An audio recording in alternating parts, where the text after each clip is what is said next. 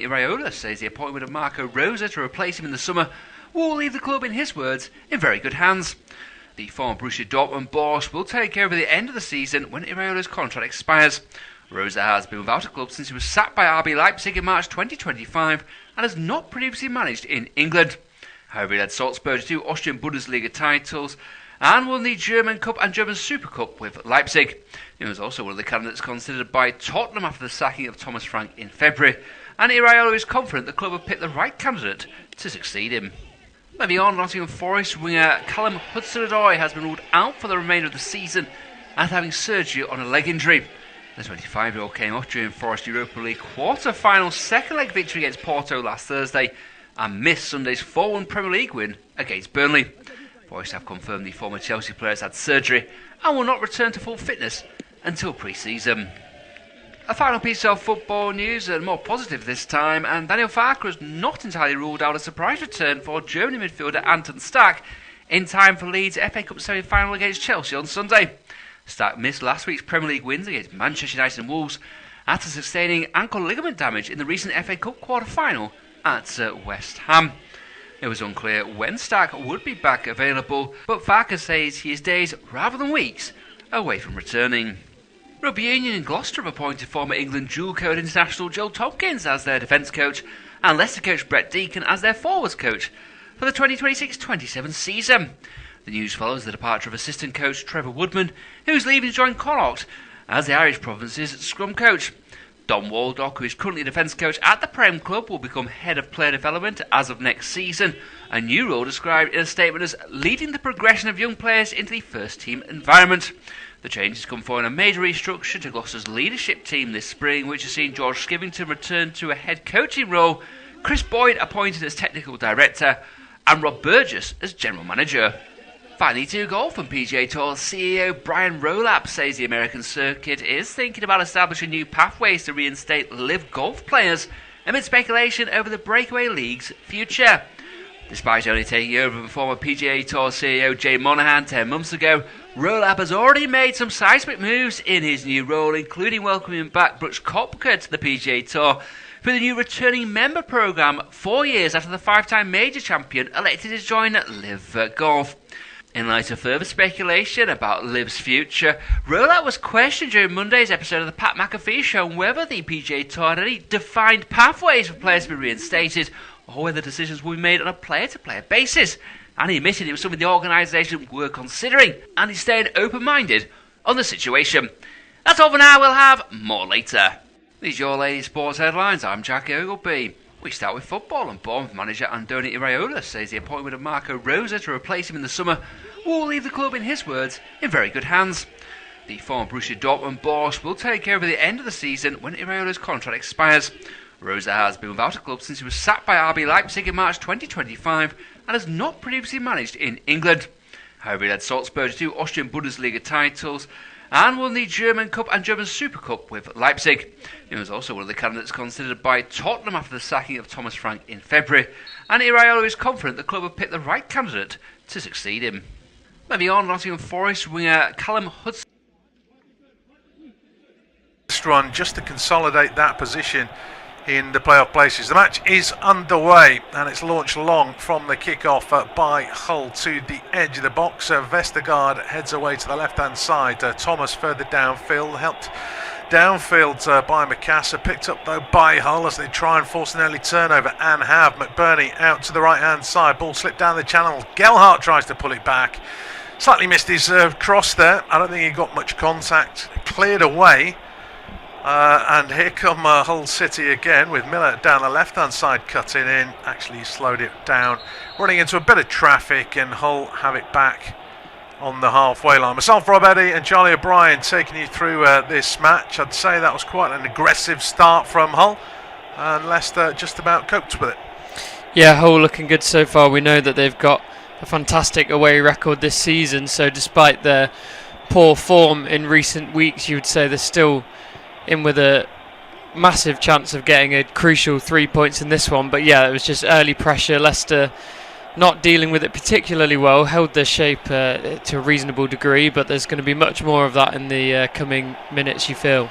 Yeah, obviously a big night for Leicester. As I say, if they don't win, that's it. They're 8 points behind Blackburn and West Brom. Admittedly, Blackburn have played a game more than West Brom. Those two sides are on 49 points. Hull have it. Crooks works a nice 1-2 down the left-hand side. Pulled back by James, but he's held him off.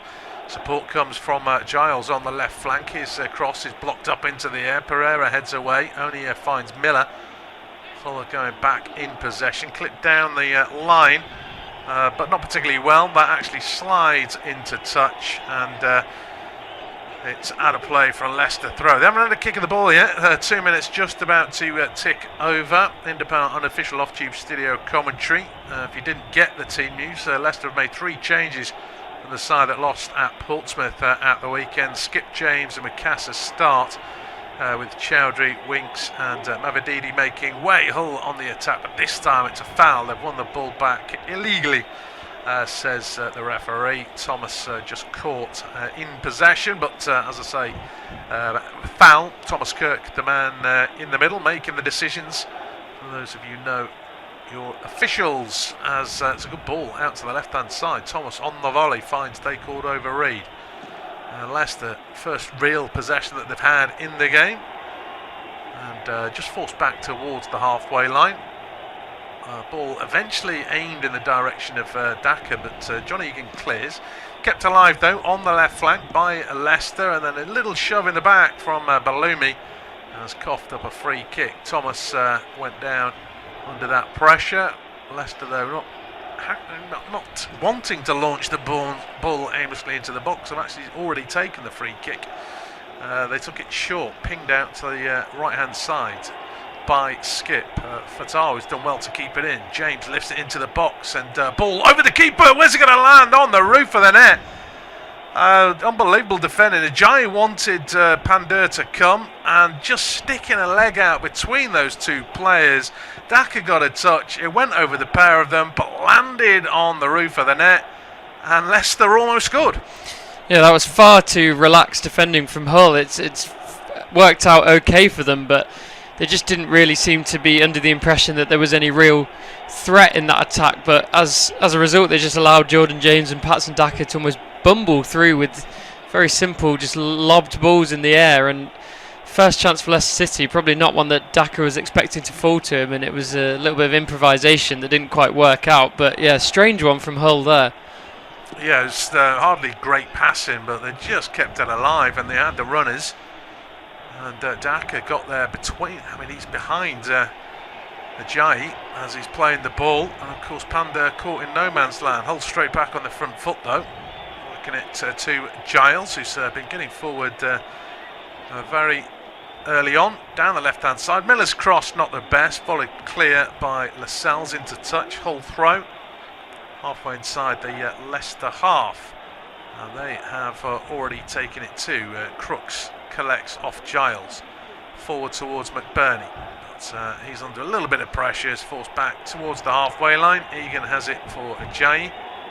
He will be closed down by Mikasa, but there's an option on the right, doesn't really find him. Coyle was the target, but he played it a bit too heavily, and that's a throw in Leicester on the halfway line, which again they've already taken into the 6th minute at the King Power. Daka wins a nod down. Here come Leicester, about 25 yards out. Mikasa with his shot. Oh, it's a dribbler, but Patson Daka's sliding in.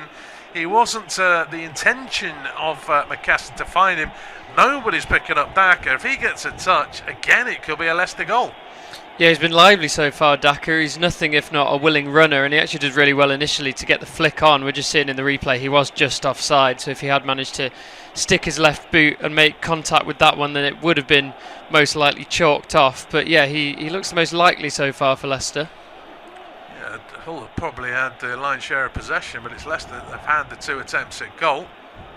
Mikassa's effort was an attempt at goal, even if it nearly turned into a good pass. Miller makes good ground down the left-hand side. Good ball into space. Pereira backtracking. Miller onto his right foot. Cross partially deflected. That means Balumi has to go and retrieve it near the touchline. He gets there. Now closed down by Thomas. Support comes from Coyle. He'll cross left-footed. Poorly. Smashed away by Vestergaard up towards the halfway line. Ajayi wins the first header.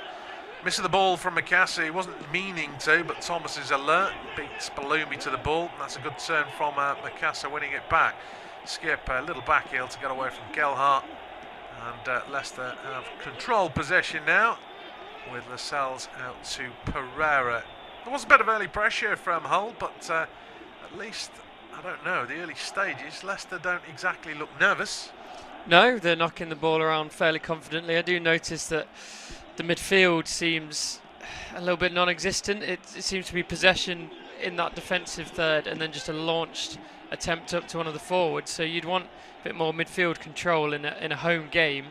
But so far, Hull, after looking like they were going to, really pressure Leicester in their defensive third, it seems like they're now happy to just sit back and try and get a foothold in this game for the next 10 or so minutes. Plenty of games going on this evening. Try and keep you up to speed with the latest. Of course, the 8 o'clock game is in the Premier League. That hasn't kicked off yet. Norwich have got a penalty at home to Derby. That's in the Championship, of course. Loads of games. Swansea already 1-up at Queen's Park Rangers. Bristol City 1-up at Southampton. A bit of a turn-up maybe. Roy Hodgson working his magic again. At least in the early stages, as Hull back on the attack down there right hand side. Balumi, he's got 2 to beat.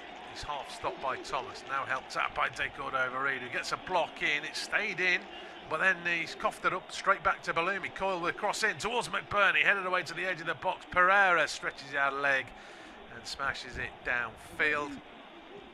Thomas was oh, there's a slip. Egan has gone down. Fatawa has picked up the loose ball. Egan is back on his feet, but that was controlled Hull possession. All of a sudden, Leicester on the attack though. After that slip with Mikasa out to Decordover-Reid, right left hand side of the area. Mikasa on the overlap, lost a bit of momentum. They still have the ball, the Foxes, 3 in the middle to aim for, and it's put in by Mikasa, half charged down. Balumi scrambles it away. Skip will pick it up near the halfway line. Leicester have it once again. Little pocket of space for Fatawu, feeding it out to the right hand side. And James trying to provide the width. He's got 2 to try and beat, and he can't. Miller gets a foot in. He's blocked it into touch. Throw in. He went down very theatrically, hoping for a free kick. No, and Leicester have already taken the throw in. As Crooks gets a tackle in on Fatawu, and the throw-in now will be a little bit further away from goal. That penalty was missed by Norwich, by the way. Swansea 1-up at QPR, as I mentioned. Bristol City 1-up at Southampton. Plymouth lead at Bradford in League One. Luton are 1-up at Rotherham as well. That's less surprising, perhaps. And in League Two, both games are goalless. Fatawu has it for the Foxes, right-hand side. Thought about crossing on his left, tried to cross on his right. That's charged down by Miller, but it goes behind for a first corner. Coming up to 10 minutes, and Leicester now got a set-piece chance. Yeah, I think some fans at the King Power might have had their heart in their mouths with that opening couple of minutes, but they've actually had, the rub of the green and the better of these first 10 minutes overall, and the corner's going to be swung in now. Mikasa left-footed towards the far post. Oh, and it's scrambled behind. McBurney under pressure. I think he came off McBurney last, but I think a foul has been given in Hull's favour. Lascelles was obviously behind McBurney. Vestergaard stretching out, trying to get there too. And, Vestergaard's taking no prisoners, really. Marching a couple out of the way, desperate to get on the end of the ball. McBurney's done well. In fact, no foul given. It's come off McBurney, so it's another corner. This time from the Leicester right. Again, it's an in-swinger and headed away by Egan towards the right corner flag. Lascelles will let the ball go out of play. Another corner kick to Hull. Obviously, they've got some big units. Delivery's been decent. These 2 successive corners at the moment, but Hull have defended them pretty well. Obviously, plenty of targets in the box, plenty of physicality. Vestergaard and Lascelles, the obvious candidates. The referee just wants to stop this corner being taken because he wants to have a word with a bit of jostling going on. And 11 minutes now ticked over into the 12th. Left-footed corner from the right. Lascelles win the first header, but he can't control it this time. And it goes out of play for a goal kick to Hull. But I guess the chances are going the way of the Foxes. Yeah, absolutely. I think that was a little bit of a waste. That last corner of the pressure that was being built, the delivery was just too poor, and it had Lascelles backtracking, and he's never going to be able to get the power on it. But yeah, you'd think that in theory corners should be something that Leicester are good at with those two big centre-backs. But Yannick Vestergaard, you never feel that he's enough of an aerial presence that his stature suggests he should be. And in that second corner, I think he should have made a better contact on it, if I'm honest. Well, on the attack down the right-hand side, Vestergaard got caught under the ball there, and there's a chance to cross in, but it's not the best cross, and it's hammered away. Probably needed to go far post, did Bellumi, tried a low one in, but dealt with by the Foxes. Coventry arguably doing Leicester a favour. Obviously, they're only concerned about their title aspirations, having already secured promotion back to the Premier League. It's been a while coming, but the one-up at home to Portsmouth. Obviously, Leicester need to capitalise. Doesn't really matter if Portsmouth lose 10-0 if Leicester don't find the victory. But promising signs in the opening 12 and a half, 13 minutes. Yes, Hull have looked dangerous, and there have been one or two gaps, but I don't think they've had an attempt at goal yet. Hull and Leicester have had a couple, including that Vestergaard header moments ago. Actually, they've actually had three. I just didn't think it was much of a chance, but technically a shot. And of course, Daka wasn't that far away from giving the Foxes a lead, but it remains 0-0. As that ball is too long for Daka this time, and Ajayi will ease it back to Panda. Egan, Ajayi, closed down by Mikasa. Ajayi goes long, down the right. This time Bellumi is penalised, just possibly for trying to nudge Thomas away from underneath the ball. So free kick to the Foxes, deep inside their own half, and they take it fairly quickly. Hull getting back into a defensive position. So didn't look as though Sergei Jakarovic was particularly impressed. I don't know whether that's been his team or the decisions or the way 13 and a half minutes have gone so far. But they are the away side. Got some defending to do. Strong challenge coming in from Coyle. He's got the ball, says the referee. He's left Decord over Eden Heat. Crossfield pass to the left-hand side. Bellumi onto his right foot. Goes round Lascelles, but across comes Vestergaard. Needed to. Lascelles turned too easily. And good strength shown there, actually, because Vestergaard is a big man. And it was Vestergaard that ended up on the deck. But just for a moment,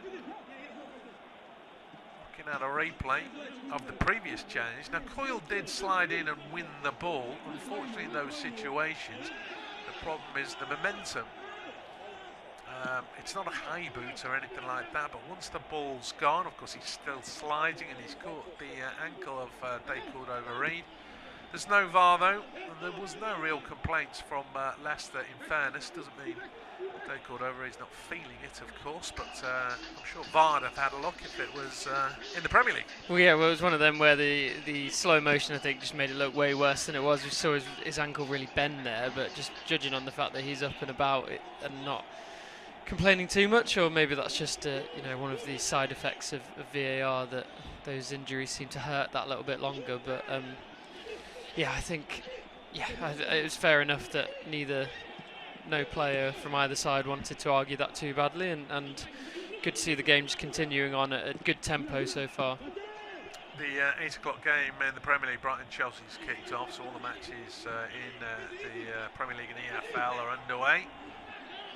No goals yet in our game. Miller feeding it to Giles. Cross deflected into the ground. It's done Vestergaard a favour, not so much Gelhardt and Crooks. Ball is picked up on the edge of the box, and a curler comes in from Lundstrom. Never quite on target. It was probably a little bit under his feet, trying to dig it out. Couldn't work the keeper, and obviously he's never going to score with that shot off target. But it's a first for Hull, and I guess they just kept the ball alive, really.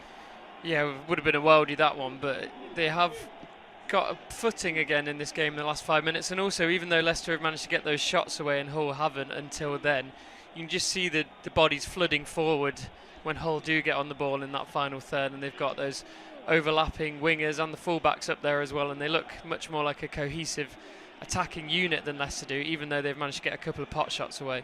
Tigers on the attack again, slightly overrun by Lascelles, picked up by Miller, goes for goal rather greedily, it's deflected away. Bellumi could let it go behind for a corner, he's kept it in, tries to cross, I'm assuming it was an attempted cross, he just didn't move Thomas one iota, and it hit Thomas of course and deflected away. It's going to be pumped back in from the halfway line, but that's overhit. Vestergaard's probably got the shout from Begovic, and Begovic comes out to pick up. Hull weren't really threatening getting on the end of that all the time in the world. Remains 0-0, 17 minutes gone at the King Power. Independent, unofficial off-tube studio commentary, and as I said in the earlier exchange, it doesn't look as though Leicester are nervous. It doesn't mean... Oh, that's terrible from Begovic. He's giving it straight to Miller's, trying to go around the cells. Once on his right foot, goes for the curler. Oh, and it's inside the far post. It's in the back of the net. Just as I was saying, they were not overawed. What is Begovic doing? It's a terrible ball. Miller, in the end, was able to just get his shot off. Again, I don't think he really did much to beat the defender. He's beaten it, got it round him. Begovic can't make up the ground. It's in the back of the net. Hull have got the advantage. Terrible mistake from Asmir Begovic. Well, Rob, the commentator's curse well and truly struck there, but yeah, that's been Leicester's problem all season and probably the season before. Even when they managed to string 15 minutes or so of competent football, you just feel that there's always something lurking around the corner. In this case, it was the highly experienced Asmir Begovic with a lazy left-footed sweep out towards the right-hand side of the Leicester attack. It was the defence, but it was absolutely nowhere near Jamal Lascelles, and I don't even know really why you want to be getting a pass to your centre-back on the bounce like that anyway. And then, as you say, it's not Lionel Messi stuff from Miller, but he does what he needs to do. He just stands up Lascelles, cuts inside and just sees the gap and pounces on it, and it's an absolute calamity for Leicester. Yeah, Leicester 0, Hull 1. Now 18.5 minutes on the clock. A problem trying to give him an excuse, I suppose, is Lascelles was constantly backpedaling, but that's because he was being closed down by Miller. I don't know why Begovic couldn't see that. Bellumi's on the attack down the right hand side as Hull look for a second, trying to switch play. Pereira manages to get a semi-interception, picked up there by Crooks. Miller left edge of the box, left-footed cross to the far post, McBurney the target. Thomas heads behind, and it will be a corner kick to Hull City. That was obviously not too far long after the kick-off, so maybe Leicester are rattled. Of course, being a goal down does affect things. At 0-0, I thought they're okay, and maybe you just can't legislate for a mistake. I don't know, but yeah, Hull sniffing an opening, perhaps a chance to really press home at their advantage. Just about 20 minutes gone. Corner to Hull City in front thanks to Miller's goal a couple of minutes ago. This is going to be a right wing left-footed corner in swinger. The delivery is decent, but so is the towering header from Lascelles. Kept alive by Giles. Miscontrol from Gelhardt. Break on for the Foxes, although that pass from Fatawu aimed for Mikasa. Just a little bit over here. Was curling away from the Foxes man into the path of Coyle, and Hull have possession back. Bit of a fight in a central position, and Egan, who's still up from the last corner, winning the ball, is actually caught from behind by James, and that'll be a free kick to Hull, only just inside the Leicester half. And Leicester staring down the barrel. It's only 1-0 though. They of course need to win. Don't necessarily need to equalise in the next few minutes, but I think keeping a clean sheet and getting just the heads together might be a sensible approach. Obviously it's Hull asking all the questions. They're all making runners from left to right, Hull, but so far Coyle's not taking the free kick. It's deep to the far post. Crooks arriving late on challenge. He's not really got his header right, but taking no chances at all. Again, Thomas has headed it behind. I suppose he needed to do something, and he took the sensible approach, but it is still a corner to Hull. Yeah, two options there, Coyle. He could have tried to head at goal or across the line to the 5 or 6 players he had waiting. It just got kind of a little bit stuck in two minds in the end, and Luke Thomas had to do something, as you say. It's better than scoring an own goal, but you probably think he had time to try and flick that away. corner comes in, dealt with, and a bit of pressure for Tyrone Gelhardt. He's forced a turnover. Not quite a fast break for the Foxes, but James has picked it up and has made it halfway inside the whole half before he's stopped by the recovering Gelhardt. Throw into Leicester. Thomas comes forward to take it. Down there, obviously the Leicester left. And might well be trying to launch this into the box. I suppose it's a good 30 yards from the corner flag. Might steal a few yards with his run up, but either way, he's going to try and put it in the mixer. And it's not a bad delivery at all. Headed up in the air by Vestergaard. He needed to head it a second time, beaten to it by Jay, but it's gone behind, and it is now a Leicester corner. Can't say that Brighton have taken the lead at home to Chelsea. Chelsea take away that 7-0 win over Port Vale, of course, League One relegation fodder. Haven't scored in 5 successive defeats, as this one is just too close to Panda. Makes a good claim in the end. If anything, it was actually his teammate that was closer to beating him to the ball. And there's a chance to counter for Hull down the left-hand side. I mean, he's not even sprinting, Giles, but he's already halfway inside the Leicester half. He took too long to cross it, now I've said that, and he's only got to throw in, but that was a little bit too easy, perhaps. It is Hull back on the attack. A couple of other goals have gone in elsewhere. Millwall are 1-up at Stoke, and West Brom lead at home to Watford. Now West Brom, of course, in the relegation mix as well, and so that's not good news for the Foxes. I guess it's irrelevant, really. They need to win all their games regardless, and at the moment they're trailing at home to Hull. We haven't passed the halfway point though, and maybe the game's turned after that Miller opener. It's Leicester City 0, Hull City 1. Here's Charlie. Hull with just possession in their defensive third, happy to knock the ball around between the centre-backs and the goalkeeper Pandor for now.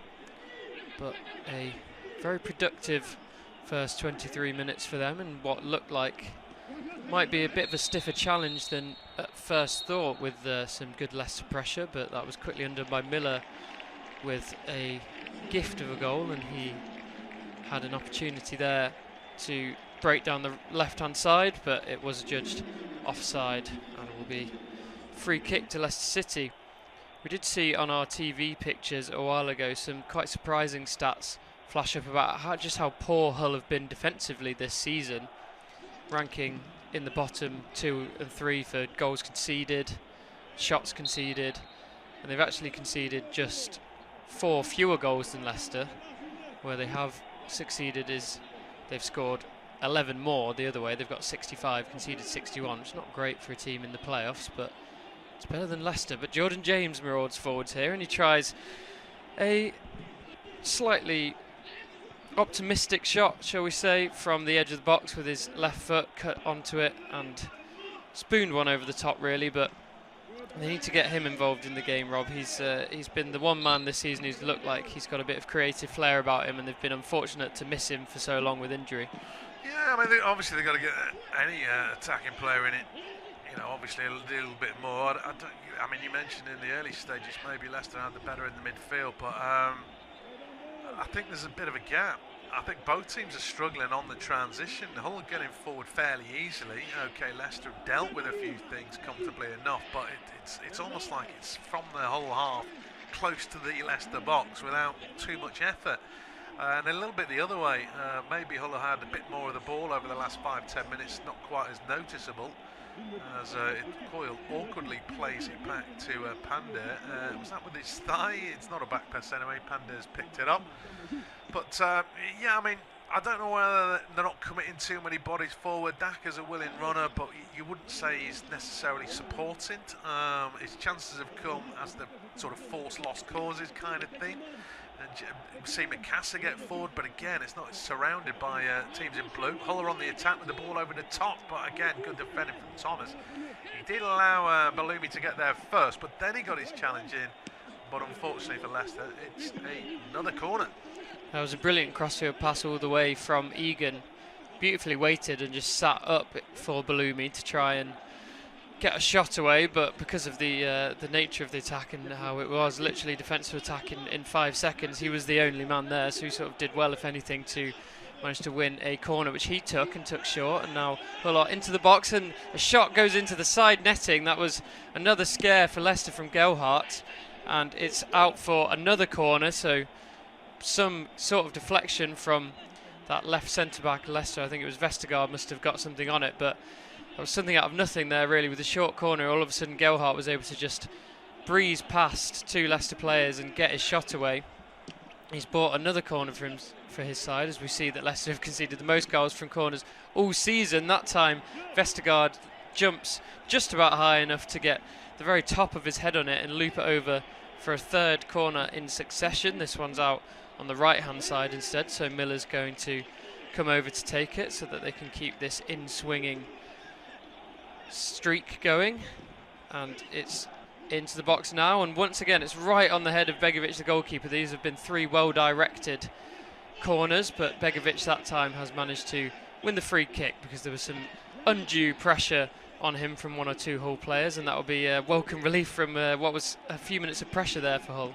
Yeah, I mean, they're actually showing us the goal again. I mean, Begovic left-footed pass was terrible, and do you know what, I think he's gone out too far as well. He's almost gone and stood on the back of Lascelles, so he's not going to see the ball. I don't know why he's done that. Lascelles is a kind of screen, but I might have given myself more room had I been Begovic, just to give myself more reaction time. I just think that was too easy all round, although I'm not an international goalkeeper. But there you go. I thought Gelhardt was a little bit greedy actually. He got past Fatawu, no problem. I don't necessarily have a problem with that because Gelhardt left-footed and he's going towards the touchline on the wrong side. But shooting from that range, I mean, he did well to get a corner because he wasn't going to score. I thought we could have looked for a teammate. We've got another crossfield free kick from Coyle, which is very similar to the one that we saw about 10 minutes ago, but this time it is more comfortably dealt with by Leicester, but they under pressure on the right hand side. Ricardo Pereira's only able to knock it forward before it's headed out by Giles on the right hand side by Hull. On the Begovic one, I think it was just that situation where when you make a mistake you're just so desperate to be the one to resolve it, so he probably just subconsciously, if anything, was further out of his goal than he should have been just because he was desperate to get his hands on the ball. Unfortunately, as you say, Rob, he would have been much better off a few yards back. But he is a very experienced head and hopefully won't be letting that get to him too much for the end of the game. Just got to put it behind him. Leicester attempting to come forward now, but it was fairly half-hearted again. Deco David Reed had 2 men tracking him down, and once again that outball to Balumi has worked wonders, and it's out to Gelhardt on the edge of the box, finds Crooks, who tries a side-footed shot from about 25 yards out into that top right corner. He doesn't quite connect with it properly and sails over safely, but all of a sudden Hull in this transition, they look really dangerous. Yeah, I mean, Balumi's the elbow. I mean, he's got the pace, and of course there's so much space because Leicester aren't sitting back. It's quite a high defensive line. I'm not saying they're going after Hull in that regard, but I think they're defending quite high, and the space is there. And Balumi's quick enough to get on the end of even hopeful balls down the line. I thought Gelhardt could have gone for goal first stop. Maybe he's trying to be a bit too clever because he's there and eventually declined the option to shoot, and he's side-footing to his left to Crooks, and he has to wait and stop and open up his body to try and curl it right-footed. I mean, it sounds overcomplicated, I guess. He could have taken it on Crooks, but he thought maybe Begovic is out of position, take it early, might catch him unawares. I thought the better opportunity this time was Gelhardt striking just on the edge of the D, but again, Balumi's pace a problem for Thomas and Leicester. Southampton have equalised against Bristol City, looking to extend their fantastic winning run that's seen them fly all the way up the league into comfortable playoff positions, and they want to let that form slip against Bristol. Just got a stoppage here in our game, so we'll run you through the rest of the scores. Well, the 0-0s are West Brom Watford. We're seeing Harry Winks warming up and getting some applause from the Leicester fans. There's a smattering in the stands. From the TV pictures we can see on this unofficial off-tube studio commentary, the King Power looks less than well attended, it's fair to say, after what has been a long and fractious season that's seen booing after pretty much every home game from what I'm told. But Hull once again able to snatch the ball back and go on the attack, but that was a very poor attempt at a pass from Miller, and Luke Thomas is able to cut out and find his senior goalkeeper Asmir Begovic, who's looking to pick out captain Ricardo Pereira on the right hand side, who despite pressure from Crooks is able to overhead kick the ball back into play and find Jordan James. He in turn gets Musaka, and the young Man City prospect manages to dribble past two and unleash Deco Reed on this right hand side. He whips a good ball into the box, but Giles is there to clear it. That was an inviting cross from Deco Reed, but a little bit too much on it after good work from Musaka. But now Hull once again are able to look to punish Leicester City on the counter. That's a fantastic ball played out to the left hand side, and Miller once again is in too much space. Cuts in on the right. This time he's not able to repeat his heroics. He goes for glory this time and attempts to bend it into that top corner round Ricardo Pereira, but not a great shot, but another deadly counter attack. Yeah, I mean the space is down the wings. Obviously we've seen Balumi exploit it plenty enough down the left. Of course Miller's had his moments down the right. I don't know what he's going thinking about for this particular shot, because of course he didn't try and overhit the one which he scored from. He's a little bit closer in, but he's not that far out, and he's really trying to lash it into the top corner. But he got right underneath it, and it's high and wide. Joe Gelhardt's got a little cut on his cheek. Not sure if he's going off. He's getting something on the touchline. He's not actually in the field of play. Action is continuing. Hull trying to get it forward, but they're down to 10 just momentarily. Harry Winks, of course, played in the last game. I don't know if he's coming on immediately because he's doing a lot of warming up. As Thomas pulled back Balumi this time, he was caught ahead of the ball, and he worked the 1-2 nicely. He grabbed his shoulder. He hasn't really got any complaints. He's taken his punishment, but given how much trouble, I think he's defended well enough at times, but of course the pace is there. Now he's on a yellow card, so he's walking a tightrope. Yeah, Balumi really growing into this game, so it's the last thing that Leicester needed. It's the 11th yellow card in the Championship this season for Luke Thomas. That's a high for Leicester City, and I think considering he's not a particularly aggressive player, I think it probably highlights the fact that he's been had the better of by his counterpart on the right wing too often this season. And from the resulting free kick, Ollie McBurney attempts an audacious back heel, almost semi-scorpion, but it goes only as far as, well, straight up in the air, and Leicester are able to take it away. Fatawu is wrestling with two players and manages to get past Giles and is pulled down. That would probably be another yellow card for a left back, this time for Hull's Giles, and he returns the favour of Luke Thomas by going straight in the book, and that was probably the first time we've seen Fatawu get the better of him on that right hand side. Yeah, I mean, it's silly, really. I mean, I personally wouldn't give a foul because I think, the arm has come out. My problem with that incident is Giles has basically wanted to shoulder barge Fatawu to ground, and when he didn't, there's then a sprint for the ball. The arm doesn't come across the chest, don't get me wrong, but I don't think that's enough for a yellow card. Fatawu wants the free kick, he goes down. But Giles, I guess, he's paying the price for essentially not trying to win the ball in the first place. He went for a big solid shoulder charge. Fatawu stood up to it, and then of course he gave away the free kick. Very dangerous position, this. Yeah, and it's Leicester's probably two most dangerous players in Musaka and Jordan James stood over it, one left, one right. It will be Musaka, and he goes for goal, and it's over the top by 5 or so yards. It wasn't particularly close,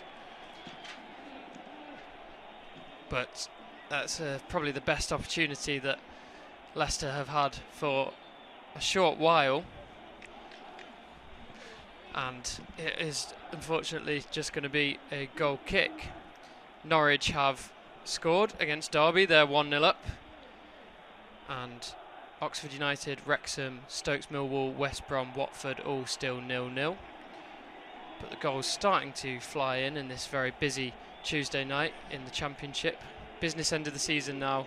There's so much riding on a lot of these games. This is probably right up there in terms of importance, with consequences in both directions of the table. And so far Hull have had a more than profitable 36 minutes and left Leicester chasing a crucial win that is required to even give themselves an opportunity to stay in the division with other games tomorrow going their way. It's out to Fatawu on this right hand side and knocked out by Giles for a throw-in. It's going to be Ricardo Pereira over to take it, the veteran Leicester City player now, who's been at the club for longer than anyone else in the squad. Finds Jordan James, who's instantly going backwards, and Jamal Lascelles, and all of a sudden from a throw-in equidistant, well, parallel to the box, they've managed to get it all the way back to Asmir Begovic in the space of about 10 seconds. It doesn't scream confidence in attack, but Ricardo Pereira cuts the ball out, tries a little Ronaldo chop, and does win a free kick off Lundstrom, who was over covering on the left hand side. He wants to take it quickly. There is a man in Miller stood in front of him, so he just moves backwards, and Yannick Vestergaard looks to pump a ball long, but Giles is up to the task this time, doesn't try and go toe to toe with Fatawu, just heads it out of danger, and Ricardo Pereira once again has the opportunity for a throw in on the edge of the box, and this time they plays a 1-2 with Fatawu, and it's out for another throw-in. Succession of Leicester throw-ins here, but Hull seeming more than happy to rebuff this possession on the right-hand side for now. Jordan James once again is getting the ball and turning back towards goal, and now Jamal Lascelles is under all sorts of pressure. There's two men on him, and he gives away, well, one of the Hull players gives away a a throw-in for Leicester, but they're not looking entirely comfortable when they get the ball down that right-hand side. So Pereira, once again, for the third or fourth time in the space of about 2 minutes, gets the chance to throw the ball in, but it's going to be stopped because Oliver Skip is having a bit of a wrestling match in the middle of the pitch and is being asked to step away. So Pereira down the line, looking for Daka this time, but it's cut out by Miller and finds its way back to Pereira.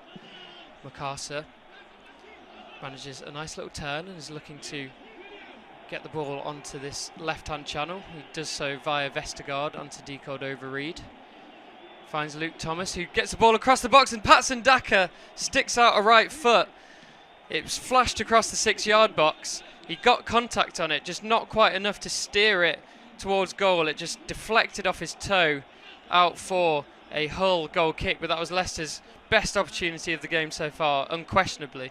Yeah, it's probably the first time Thomas has got forward down that left flank. It's a great ball in, and it was a kind of stuttered run, motion towards near post, then went round the back, and he's a stud away. I mean, it hit his sole of his boot. He just didn't quite get enough of the ball. A little bit like the Everton goal against Liverpool, crossing from the left, and Beto, of course, was sliding in, got the right touch. Similar kind of position, just a little bit too faint. But a warning sign for Hull. I thought they were very standoffish in that particular attack. You saw from the Leicester throws where they put a bit of pressure on, and Leicester had to run away all the way back into their own half. They gave them a bit more space then, and of course Leicester nearly made them pay.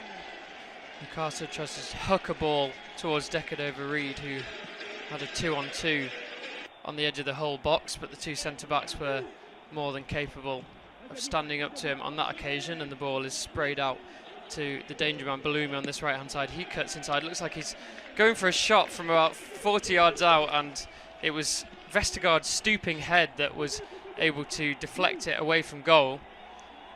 But it's going to be another corner for Wrexham, and they've looked increasingly dangerous from these opportunities and on the counter-attack. Yeah, it's a very ambitious shot from distance. I mean, it's 25 yards out. He's got 4 in the box, in and around the box, and he's shooting from 25 yards out. Either he's very confident or he's very greedy. One of the two. He's going to take the corner. Whips in again. It's right on the head of Begovic, who has to punch away fairly unconvincingly. He was rooted to his line there, and Leicester will try and clear. Fatawu attempted clearance is cut out and the pressure remains on Leicester, although Coyle can only knock it out for a Leicester City throw-in, and they are relieved for now. But yeah, that wasn't entirely convincing from Begovic there, was it? Yeah, I mean, it's tough. I mean, keepers, I mean, they've done no favours by, I don't know, there's 15 players in the 6-yard box. You don't have much room to work with, but he's actually found a teammate. I mean, he's punched it down, and Fatawa was actually in space in his own 18-yard box. That's how sort of aggressive the attacking line was of Hull. It wasn't much of a punch, but Fatawa was in space because all of the Hull players in and around the 6-yard box. As I say, it could have been a little bit more convincing. Here's a long throw for Leicester. Yeah, Luke Thomas trying to launch another ball into the box. He did get it in there, didn't manage to win a corner this time like he did the previous occasion, but it's out to Ricardo Pereira, and Jordan James will swing in a hopeful ball with the centre-back still up. Jamal Lascelles not able to get the contact he needed on that to flick it onto Decordova-Reid, but Decordova-Reid finds himself in possession regardless, whips a ball into the box, and Hull are able to deal with it, but only as far as Ollie Skip. And Leicester still looking to make something happen here with Mukasa looking to take on 3 Hull players. He's not able to do so, but Miller is able to beat Ricardo Pereira and requires a sliding tackle from Ollie Skip to regain possession and stop that break, and then Decordova-Reid tries to whip a ball into the back post. Jordan James keeps it alive. Mukasa will take control of the ball, drills in a low cross on the left hand side, and that is knocked away by the Hull back line. This time their attempted counter-attack is thwarted by Jamal Lascelles, and he finds Luke Thomas, who is slid in on by Lundstrom, and Luke Thomas will take, I'm guessing, probably not a long throw quite from here. It's behind the halfway line, although he did seem to sneak past the halfway line, and the referee didn't have any issue with that. But Coyle, the Hull captain, is able to just see that one out of play. A little shove on the back from Patson Daka wasn't enough to stop him from just shepherding that out for a goal kick. West Brom have gone 2-0 up against Watford, and then Wrexham have also taken the lead away to Oxford United. That's another potential result that could help Leicester City, although still entirely contingent on Leicester winning this game. It doesn't matter at all what happens in any of the other games involving relegation threatened sides if Leicester don't win here tonight, and they're currently 1-0 down against Hull with just over a minute plus added time left to play of this first half. As the ball swept out towards the goal scorer Miller on this right hand side. He's again looking to stand up. Ricardo Pereira gets the ball into the box, and Begovic saves from point blank range.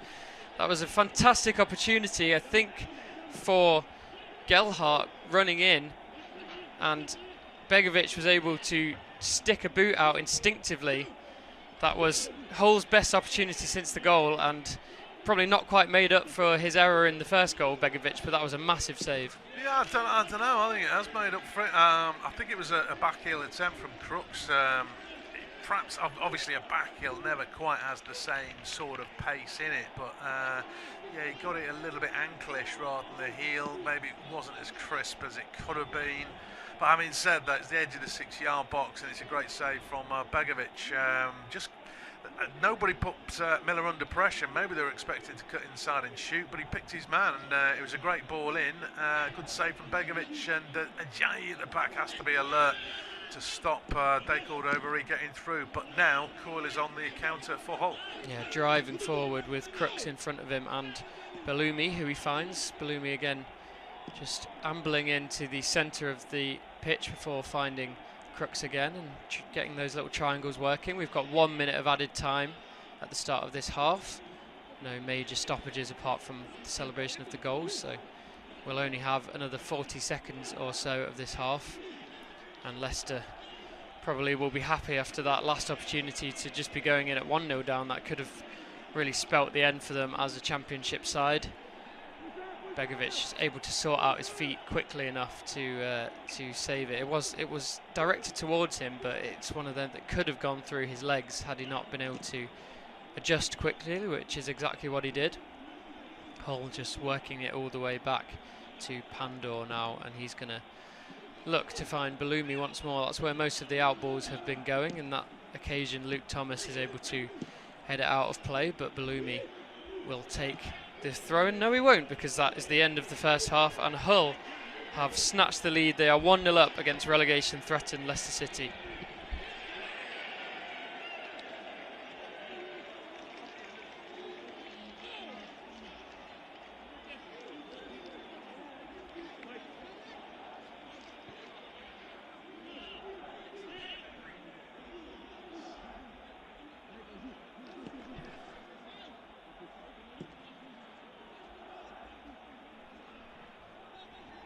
Half time at the King Power. It's Leicester City 0, Hull City 1. Hull have been a little bit more dangerous than Leicester. They're giving a massive helping hand though for the goal in the 18th minute. Poor pass out from Asmir Begovic straight to Miller, who killed it beyond the keeper inside the far post. They nearly made it 2 on the stroke of half time. Miller's cross on the left, backheel towards goal by Crooks, and this time Begovic up to the task. Daka has had a couple of chances for Leicester, not out of it yet. Leicester 0, Hull 1.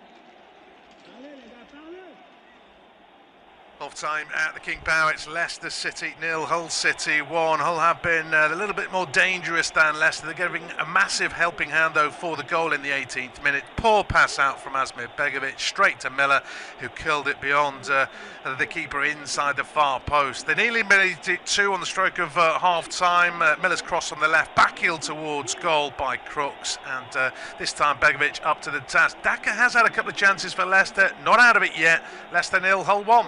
Half time at the King Power. It's Leicester City 0, Hull City 1. Hull have been a little bit more dangerous than Leicester. They're giving a massive helping hand though for the goal in the 18th minute. Poor pass out from Asmir Begovic straight to Miller, who killed it beyond the keeper inside the far post. They nearly made it 2 on the stroke of half time. Miller's cross on the left, backheel towards goal by Crooks, and this time Begovic up to the task. Daka has had a couple of chances for Leicester, not out of it yet. Leicester 0, Hull 1.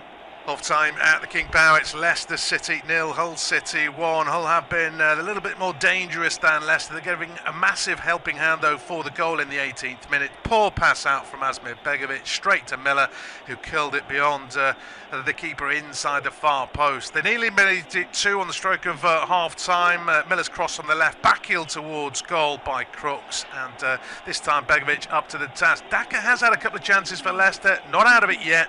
Leicester 0, Hull 1. Half time at the King Power. It's Leicester City 0, Hull City 1. Hull have been a little bit more dangerous than Leicester. They're giving a massive helping hand though for the goal in the 18th minute. Poor pass out from Asmir Begovic straight to Miller, who killed it beyond the keeper inside the far post. They nearly made it 2 on the stroke of half time. Miller's cross on the left, backheel towards goal by Crooks, and this time Begovic up to the task. Daka has had a couple of chances for Leicester, not out of it yet. Leicester 0, Hull 1. Half time at the King Power. It's Leicester City 0, Hull City 1. Hull have been a little bit more dangerous than Leicester. They're giving a massive helping hand though for the goal in the 18th minute. Poor pass out from Asmir Begovic straight to Miller, who killed it beyond the keeper inside the far post. They nearly made it 2 on the stroke of half time. Miller's cross on the left, backheel towards goal by Crooks, and this time Begovic up to the task. Daka has had a couple of chances for Leicester, not out of it yet. Leicester 0, Hull 1. Half time at the King Power. It's Leicester City 0, Hull City 1. Hull have been a little bit more dangerous than Leicester. They're giving a massive helping hand though for the goal in the 18th minute. Poor pass out from Asmir Begovic straight to Miller, who killed it beyond the keeper inside the far post. They nearly made it 2 on the stroke of half time. Miller's cross on the left, backheel towards goal by Crooks, and this time Begovic up to the task. Daka has had a couple of chances for Leicester, not out of it yet. Leicester 0, Hull 1. Half time at the King Power. It's Leicester City 0, Hull City 1. Hull have been a little bit more dangerous than Leicester. They're giving a massive helping hand though for the goal in the 18th minute. Poor pass out from Asmir Begovic straight to Miller, who killed it beyond the keeper inside the far post. They nearly made it 2 on the stroke of half time. Miller's cross on the left, backheel towards goal by Crooks, and this time Begovic up to the task. Daka has had a couple of chances for Leicester, not out of it yet. Leicester 0, Hull 1. Half time at the King Power. It's Leicester City 0, Hull City 1. Hull have been a little bit more dangerous than Leicester. They're giving a massive helping hand though for the goal in the 18th minute. Poor pass out from Asmir Begovic straight to Miller, who killed it beyond the keeper inside the far post. They nearly made it 2 on the stroke of half time. Miller's cross on the left, backheel towards goal by Crooks, and this time Begovic up to the task. Daka has had a couple of chances for Leicester, not out of it yet. Leicester 0, Hull 1. Half time at the King Power. It's Leicester City 0, Hull City 1. Hull have been a little bit more dangerous than Leicester. They're giving a massive helping hand though for the goal in the 18th minute. Poor pass out from Asmir Begovic straight to Miller, who killed it beyond the keeper inside the far post. They nearly made it 2 on the stroke of half time. Miller's cross on the left, backheel towards goal by Crooks, and this time Begovic up to the task. Daka has had a couple of chances for Leicester, not out of it yet. Leicester 0, Hull 1. Half time at the King Power. It's Leicester City 0, Hull City 1. Hull have been a little bit more dangerous than Leicester. They're giving a massive helping hand though for the goal in the 18th minute. Poor pass out from Asmir Begovic straight to Miller, who killed it beyond the keeper inside the far post. They nearly made it 2 on the stroke of half time. Miller's cross on the left, backheel towards goal by Crooks, and this time Begovic up to the task. Daka has had a couple of chances for Leicester, not out of it yet. Leicester 0, Hull 1. Half time at the King Power. It's Leicester City 0, Hull City 1. Hull have been a little bit more dangerous than Leicester. They're giving a massive helping hand though for the goal in the 18th minute. Poor pass out from Asmir Begovic straight to Miller, who killed it beyond the keeper inside the far post. They nearly made it 2 on the stroke of half time. Miller's cross on the left, backheel towards goal by Crooks, and this time Begovic up to the task. Daka has had a couple of chances for Leicester, not out of it yet. Leicester 0, Hull 1. Half time at the King Power. It's Leicester City 0, Hull City 1. Hull have been a little bit more dangerous than Leicester. They're giving a massive helping hand though for the goal in the 18th minute. Poor pass out from Asmir Begovic straight to Miller, who killed it beyond the keeper inside the far post. They nearly made it 2 on the stroke of half time. Miller's cross on the left, backheel towards goal by Crooks, and this time Begovic up to the task. Daka has had a couple of chances for Leicester, not out of it yet. Leicester 0, Hull 1.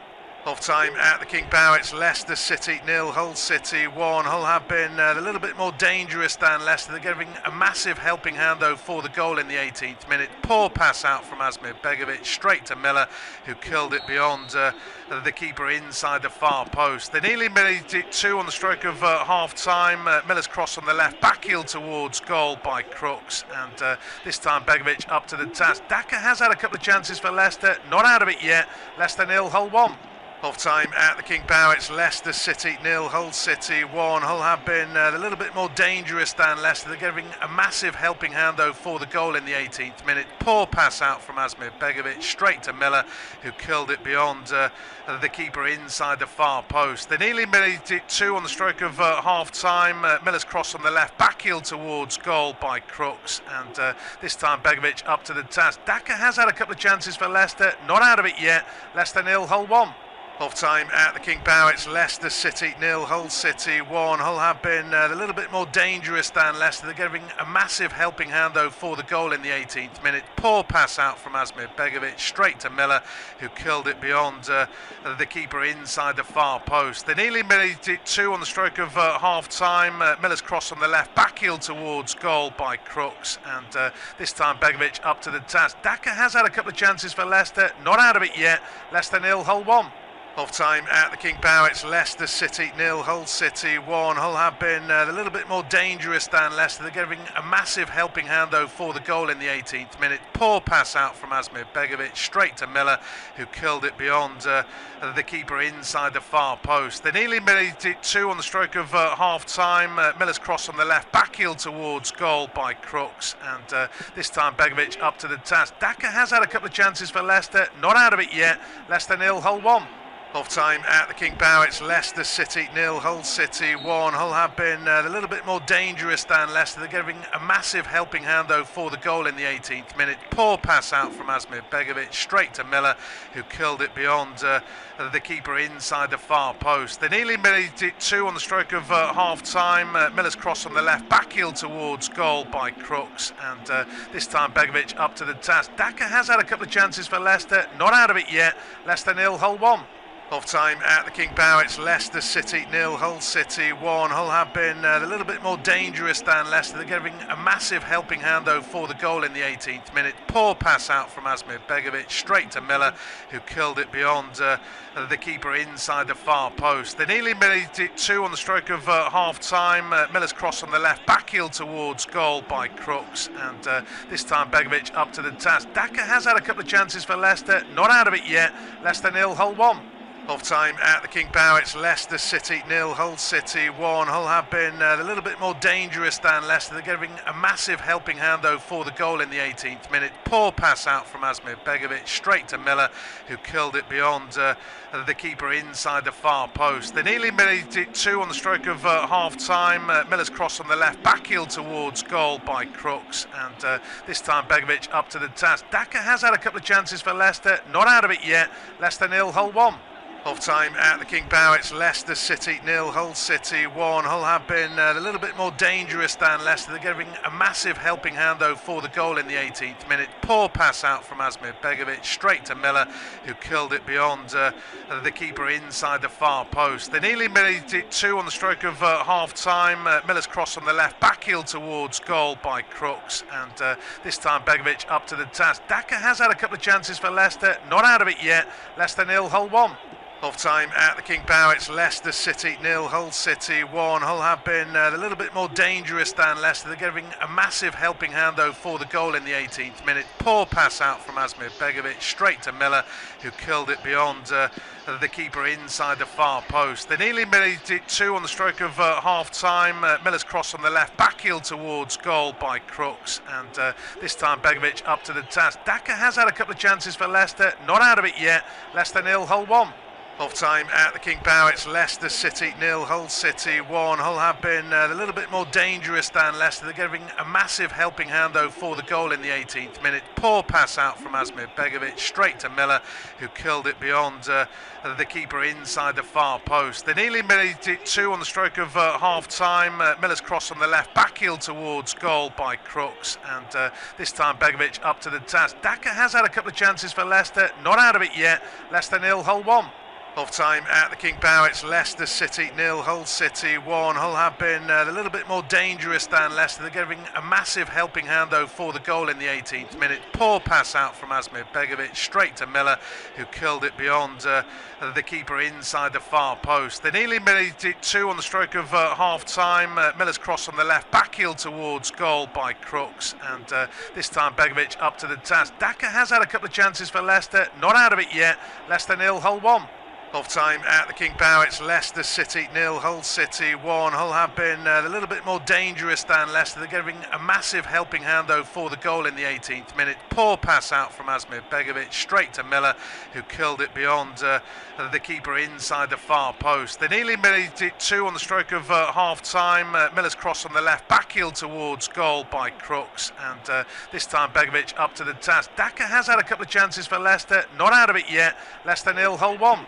Half time at the King Power. It's Leicester City 0, Hull City 1. Hull have been a little bit more dangerous than Leicester. They're giving a massive helping hand though for the goal in the 18th minute. Poor pass out from Asmir Begovic straight to Miller, who killed it beyond the keeper inside the far post. They nearly made it 2 on the stroke of half time. Miller's cross on the left, backheel towards goal by Crooks, and this time Begovic up to the task.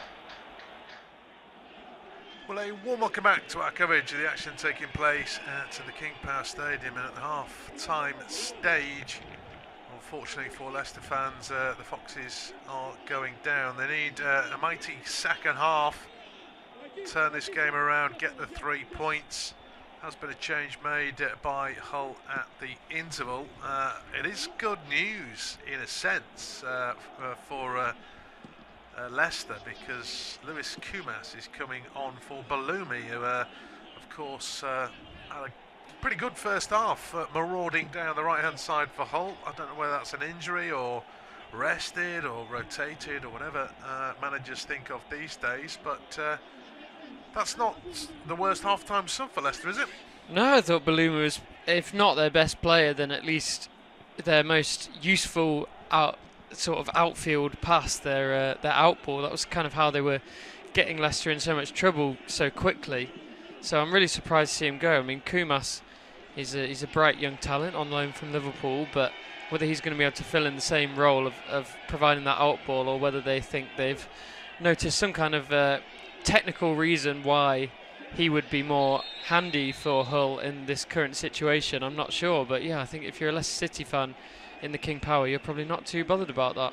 Nice little interchange down the left-hand side for Leicester. Has won them a corner. Thomas and Cordova-Reid working the 1-2. Block comes in from Coyle, but it is behind for a set piece. Corner in towards the 6-yard box, headed away. Fatawu's first touch, it balloons above his head. He heads it back into the Hull area. Bit of panic at the back momentarily for the Tigers before it's at least cleared out of the box. Eventually Leicester win it close to the centre circle. Skip turns away from 2 or 3 and easily finds his teammate as well. Happens to be Vestergaard, now out to the left hand side where James is trying to wrong foot Kumas, back in a defensive position at the moment. He is forced away from goal, James, but Leicester do still have possession. I mentioned they're not out of it, and they don't, of course. They didn't have many chances in the first half, but you might argue that Hull didn't have that many either. If Leicester had made a horrendous mistake, it would be 0-0. As I say that, Hull are on the attack down the left-hand side. Miller, very greedily goes for goal, and yeah, the angle's not great. He might have actually miscued a cross.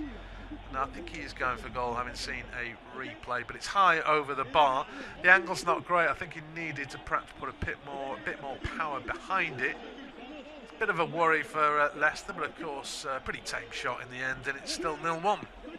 Yeah, he's got a taste for it, Miller. After that goal, there's been 2 or 3 more attempted shots from him. It seems like the only thing really on his mind now when he gets the ball, but he is finding himself in a lot of space down that right-hand side. Ricardo is an attacking fullback traditionally, so whether him just pushing up is giving Miller too much room to exploit. But either way, you know, there's been a couple of poor shots from Miller since the goal, but you can't keep giving him opportunities like this. He will curl one in again eventually.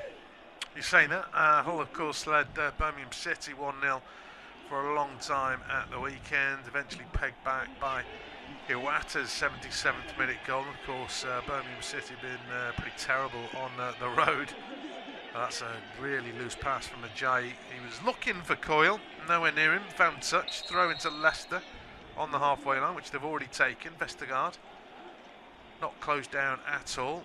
Obviously Hull have got their own worries. Yes, okay, they're on top and they're leading, but maybe they now know that Wrexham are in front and they'll be nervous about retaining the 6th place in the league as the shot comes in, and it's straight at the keeper.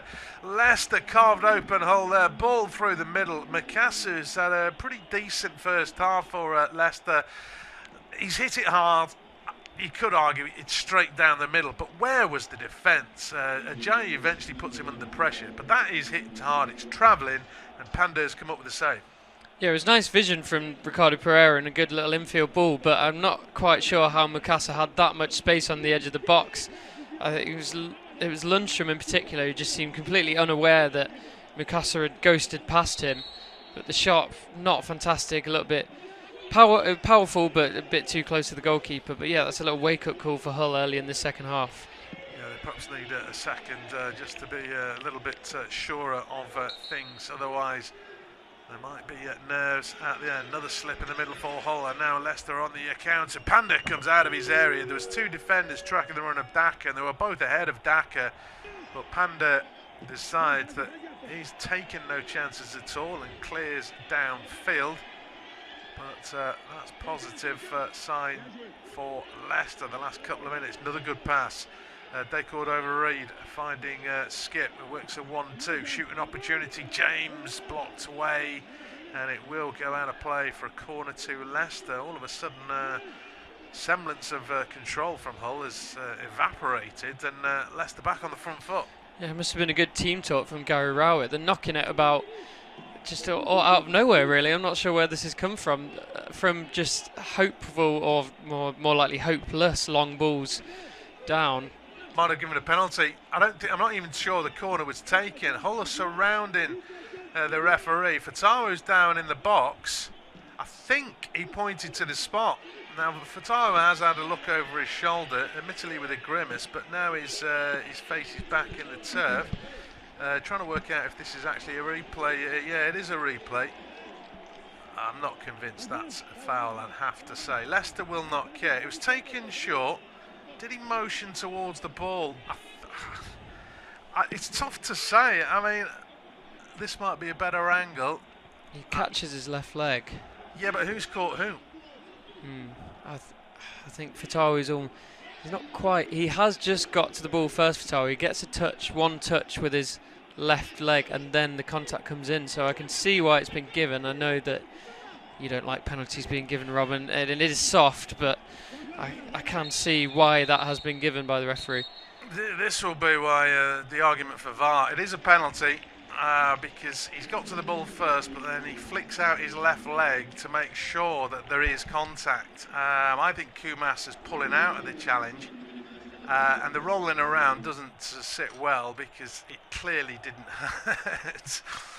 But Leicester do not care. Their championship future potentially relies on it. James is going to take the penalty. Penalty stands, and I might not like it. Leicester certainly do. Has James got the mettle to dispatch this penalty? It's a pretty straight runner. Panda to beat. Make it 1-1. And he's beaten the keeper low and hard. Keeper guessed the right way. It's in the back of the net. And Leicester's hopes continue. Yeah, good penalty. The straight run-up always slightly worries me, but he knew what he was doing there. He managed to get good power behind the ball, straight along the ground, all the way into the side netting. I'm shocked with what I've seen in these 7 minutes, to be honest. Leicester just coming out looking a far more confident team than they went in at half-time, and then winning the penalty maybe ever so slightly fortuitously, and all of a sudden they're given a golden opportunity to try and keep the fight alive, to stay in this division. We're seeing the replay again. It is hard to tell from behind the angle, but it is quite reckless. I think they were caught unawares anyway by Fatawu kind of getting to that ball first, but then yeah, it's a little bit of a sort of wild challenge to put in when Fatawu, even if he'd managed to get to the byline, there's still obviously so many Hull defenders in between him and the goal, or him and a potential cross. I think it's just not a challenge that needed to go in, and it's given Leicester an opportunity which they have chomped straight up, and it's 1-1. Yeah, I think that's open to interpretation, that penalty. I think he's pulling out the challenge, and Fatawi's flicked out his leg to his left. He's running to his right, but he's flicked out his left leg to his left to make sure there's contact. I don't think that's a penalty. I don't think VAR would give that, and I don't like VAR. But Leicester don't care. They're on the attack straight away. The ball in. Oh, it's in the back of the net. Straight from the kickoff. Hull give it away. Great ball in. Hull has stood watching. Thomas just ran across two defenders, stabbed it in from the edge of the 6-yard box. And within 2 minutes, Leicester scored 2 goals. They're now in front. Terrible defending. Leicester in cuckoo land at the moment. Unbelievable. Why was he there, Luke Thomas? How did he get there from the goal kick, from the restart? Apologies. The left back, Luke Thomas, somehow just a rush of blood to the head, just found himself all the way in his own. Sorry, not in his own box, in the Hull box. I'm speechless right now. I can't believe how he's got there, but he's the only man there. I don't know where Patson Daka is, but Leicester won't care. The young Leicester lad himself, who went to school in Oadby, just down the road, has popped up with the most important goal of his career, undoubtedly, and he's unsurprisingly absolutely elated. Yeah, you can see why Hull have conceded so many goals. There is a huge gap. I think Egan's ahead of the near post. Ajayi, for some reason, is beyond the far post. And Luke Thomas is run between them. I don't know who. Coyle thinks he's marking. He's gone beyond Ajayi. Sergei Jakarovic has been sent off, I imagine, for the penalty, unless his emotions got the better of him 2 minutes later. That is terrible defending from a side that wants to go up to the Premier League. Their queries about the penalty is one thing. The defending for the second goal is terrible. Luke Thomas has gambled, and fair play to him. It's a great ball in from Daycourt over Reed as well. And all of a sudden, this game is different. Leicester 2, Hull 1. Kumas, of course, who was a half-time substitute, was the man who gave away the penalty, if gave away is the right phrase. It's not gone well this second half. And, of course, Liam Rossini got canned at Hull for basically failing to make the playoffs. If they lose this game, Wrexham will go above them. And, of course, games are running out. They're playing catch-up. But you can't defend like that and expect to win games. Absolutely. I have to admit, at half-time, I had no idea how Leicester were going to get 2 goals in that second half. It looked like one was going to be too much of an ask for them even, and I vocalised as much to you, and you, to your credit, were quick to cite Hull's awful defensive record, really, especially considering where they are in the table, and that was Leicester's opportunity back into it, and you have to say that's panned out pretty much exactly. With obviously, I think we probably both have slightly different takes on the penalty, but the second goal was just pure terrible defending. To have your opposition's left back just float unnoticed into the box and be the only player populating your 18-yard box, and to manage to concede to him, it's quite remarkable. Yeah, of course. I suppose the neutrals might want Blackburn to lose their next game, Leicester City to win. It's Blackburn-Leicester on the final day of the season, isn't it? And of course, potentially there'd be 2 points between the two sides, but of course that's another round of matches, and of course Leicester have got to see this game out. For one thing, there'd be 5 points adrift of safety, as they got some defending to do down the left hand side. Combination of Miller and Giles has won a throw in fairly high up the field, but the throw in has gone back towards the halfway line, and obviously Leicester have regrouped behind the ball and try and put a bit of a press on, in fairness to Gary Rowett's men, not just sat there defending their 18-yard box, and it's forced the horrid ball down the channel, overcooked from Egan. That's going to bounce through to Begovic, who's out of his area before clearing it downfield, headed away, volleyed back by James, and now Panda goes to the left edge of his area to make the claim before either Daka or Daycourt over at Reed could get there. I mean, there are two things I just can't believe about that 2 minutes. A, the penalty, and B, the defending. I don't know what they were doing, Hull at the back. This is a side that wants to go up. Nobody's between the posts defensively, and there's 2 at the far post. I don't get it. And what is Thomas doing up there as well? But, you know, he gambled. Obviously, Jakarovic lost it after that. I think the red card was after the second goal, not the first. I can only presume he's overstepped and said that penalty's cost me, because the only people he's going to have a go at for the second goal are any one of his team. But they've still got time to regroup. We're only into the 59th minute. I don't know what's happened at the half-time, though. I know they made one change, but is it just Leicester being super positive, or Hull just not come out yet? Yeah, I think it's a mixture of both. I do think there was clearly words said at half-time that rallied Leicester and G'd them up, and probably really made them understand how dire of a situation they're in. And I think Leicester just actually stringing a few passes together really just confused Hull and surprised them. We didn't really see it at all in Hull's in the final third for the whole first half, and then just a complete loss of composure, which led to not only the second goal, but then also the sending off of the manager. And we can see his assistants now stood perplexed on the far side on our TV pictures. One of them got a yellow card himself as well, but I think, that whole backroom staff just seems to be looking at each other like, what just happened there? Blackburn, for those interested, are playing tomorrow at Sheffield United. Admittedly, Rovers' away form, I think, is better than their home form. 4 victories at Ewood Park, which is good news for Leicester I guess, come the end of the season. But that's depending on whether Leicester can win all of their games, as Hull try and attack down the right-hand side, but that's just run into touch by Kumas, trying to nick it past Thompson, go around him, but beats him to the touchline. It looks as though Harry Winks is going to enter the fray for Leicester, and I think it's the man who scored the first goal, Jordan James, who's making way. You like that move?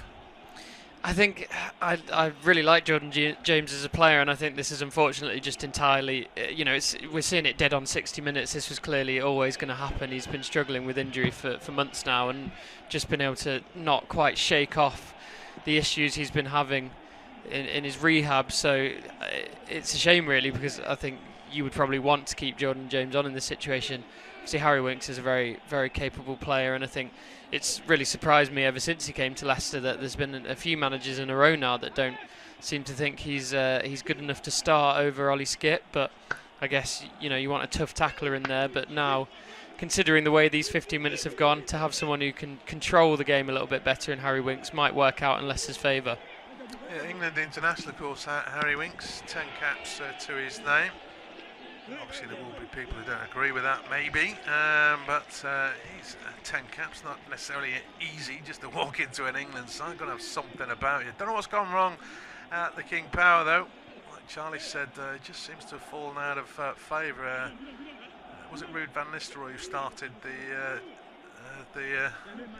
feud with the manager and Harry Winks? I would say so. Maresca really liked him, and I think him being the fulcrum of what was a very skilled and successful team worked perfectly for him, because he could just dictate. But since everything's hit the fan, shall we say, in the following years, he's obviously just been shown to not quite have the all-round game that the managers have required. But I mean, there's those managers that don't pick him keep ending up getting sacked, so something's not working, whether he's at the heart of it or not.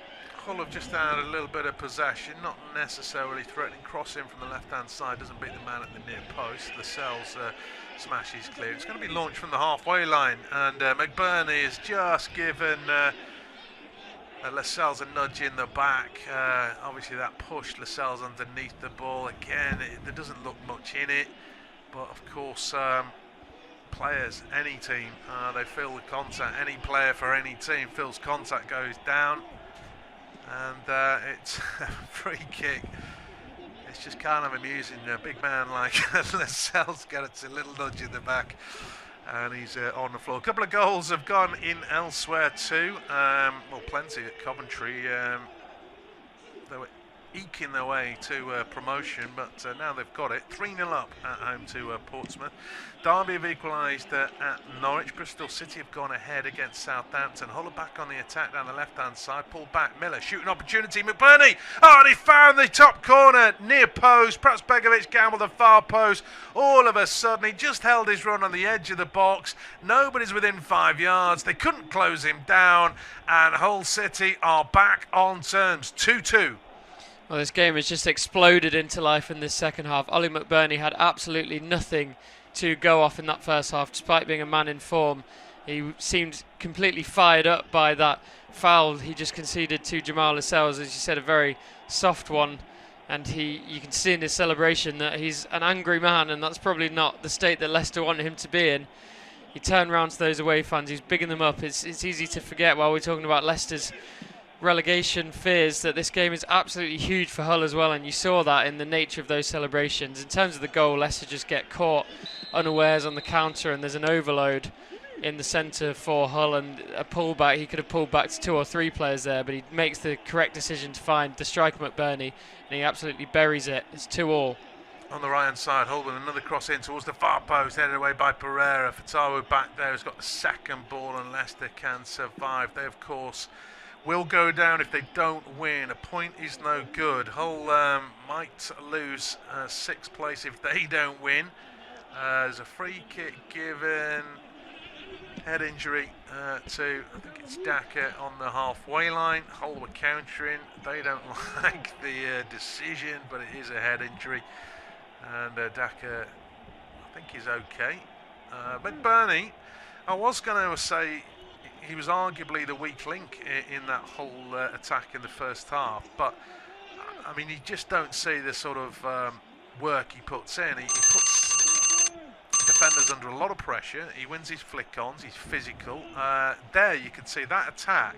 3 players went past him. Obviously pace isn't his strong point, but they all took the defenders away. And of course, if you give him a free shot inside the box, can you pick your spot? McBurney did. Yeah, and I don't think it's necessarily his fault that Bellumi and Miller were getting so much of the ball on the wings for Hull in that first half, but Bellumi just looked interested in cutting inside and passing to one of his centre mids, and Miller, especially after the goal, just wanted to shoot every time. So I don't think it was necessarily that McBurney wasn't in a position to receive the ball. You know, he's a experienced striker at this point. He knows where he needs to be standing, and that time they did pick him out, and he knew exactly what to do. They've still dropped out of the playoff places as it stands, Hull. They need this 3rd goal, and badly. Yeah, they're 2 goals worse off on a goal difference viewpoint with the Red Dragons. They'd be level on 70 points, with 2 games to go, but relying on goal difference. I guess they're going to have to go big. If you look at Hull's defence, though, can they afford to go big? Because they're going to leak chances. Well, they've conceded 2 goals in this game, of course, and this game is not over. Leicester, of course, with a point.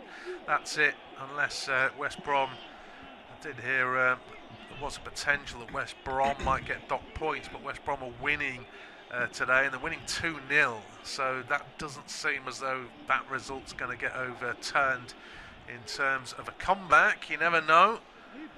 But Leicester have just got to do what they can do, which of course is pick up the 3 points. Daka gets a cross in. Ajayi, again, almost as an afterthought, reacting rather than anticipating. Might have had his eye on Mikasu. Probably hasn't had as big a contribution in this second half so far as he did the first.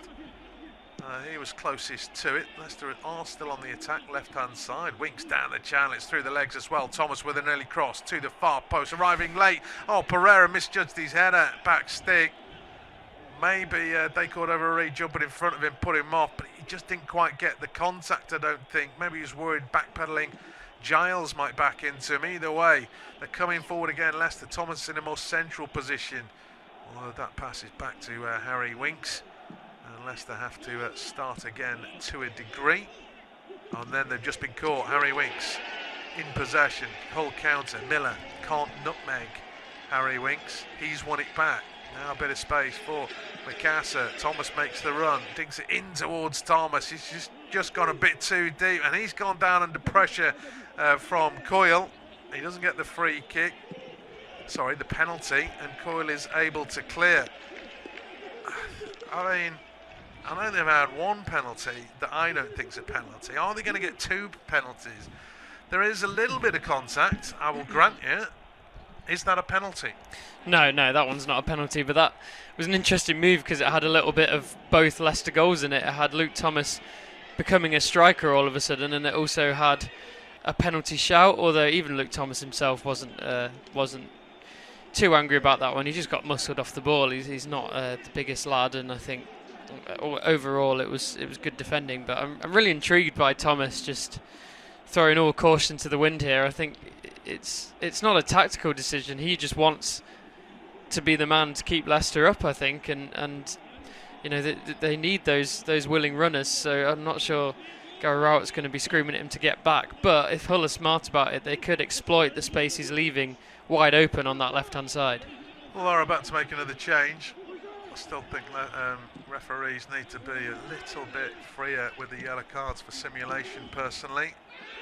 It might stem the diving. No yellow cards, of course, won't stem the diving. Then it's a lottery of what mood the referee's in. Crooks is caught by Skip. It was a ball that was just getting away from Skip. He slid in. Crooks has nicked it away. Hull are furious. I think this is a legitimate attempt to win the ball. It might be a yellow card. It certainly isn't going to be more than that. I wouldn't have thought. And I'm saying that now as I can see the yellow card is in the hands of Thomas Kirk, the referee. It's just a genuine attempt to win the ball, in my opinion. And it is Skip into the book. Hull, of course, thinking it should be a red, but No, it's not even studs up or anything. It's a trip as much as anything, but I do think he was going for the ball. Quick update on the scores. Norwich are in front at home to Derby. That's 2-1 now. Millwall are 3-1 up at Stoke. West Brom have just got a third, so West Brom are picking up 3 points. Portsmouth, of course, are getting hammered 3-0, so they remain towards the bottom. Hull taking the free kick, worked out to the left-hand side. The overlapping Giles, low cross, it's poor. Hurried clearance, though, from Mikasa, picked up by Egan. Pop back in towards the box. Could have left that one, Lascelles, I think. Maybe McBurney's close enough to strike. He took no chances. He's headed it behind, and it will be a corner kick to Hull. But we have passed the three-quarter point. Who's going to win it? It's 2-2. Here's Charlie. Hull corner, the first one in some time. They were causing Leicester real pressure with these in the second half of the second half, and they'll be looking. They're whipping this one again. This every corner they've had has gone deep into that 6-yard box. It's been good pressure from them, and the ball's whipped in again. Leicester just doing enough to deal with it on this occasion, but Miller's got the ball. He's looking to jive, twist and turn, but he can only work it as far as back as his left back, and the ball is swung in, and that's a free header, and not enough made of that from Ajayi. I think that was a perfect opportunity to at least get a shot on target away there, but it was Hull looking much more dangerous since that just crazy burst they had in that first 15 minutes of the half, where they just seemed to lose all composure. But they're back on track now. This game's set up perfectly because neither side are happy with the draw. It doesn't benefit anyone really. We're going to see a couple of changes from Hull here. Lundstrom is off, and it's going to be the man Hirakawa who replaces him in the centre of the pitch. Yeah, Hull have just dropped out, as we were saying, of those positions themselves, so they can't rest on their laurels either, and the other substitution has just happened. It's Slater in for Miller, the goal scorer, the first goal scorer of this topsy-turvy game. So a few changes made for Hull now. They've got a couple left in the tank in one of their sub-windows. Fatawu cuts in and tries an absolutely ridiculous shot really from 40 yards out, trying to bend it. He did score probably the goal of the season in all of the championship from the halfway line a while ago, but that one was nowhere near to replicating his feats. We're seeing a very unhappy Miller. He's sat on the bench completely furious. I'm assuming that he's been taken off, and Leicester City are about to make a couple of changes of their own.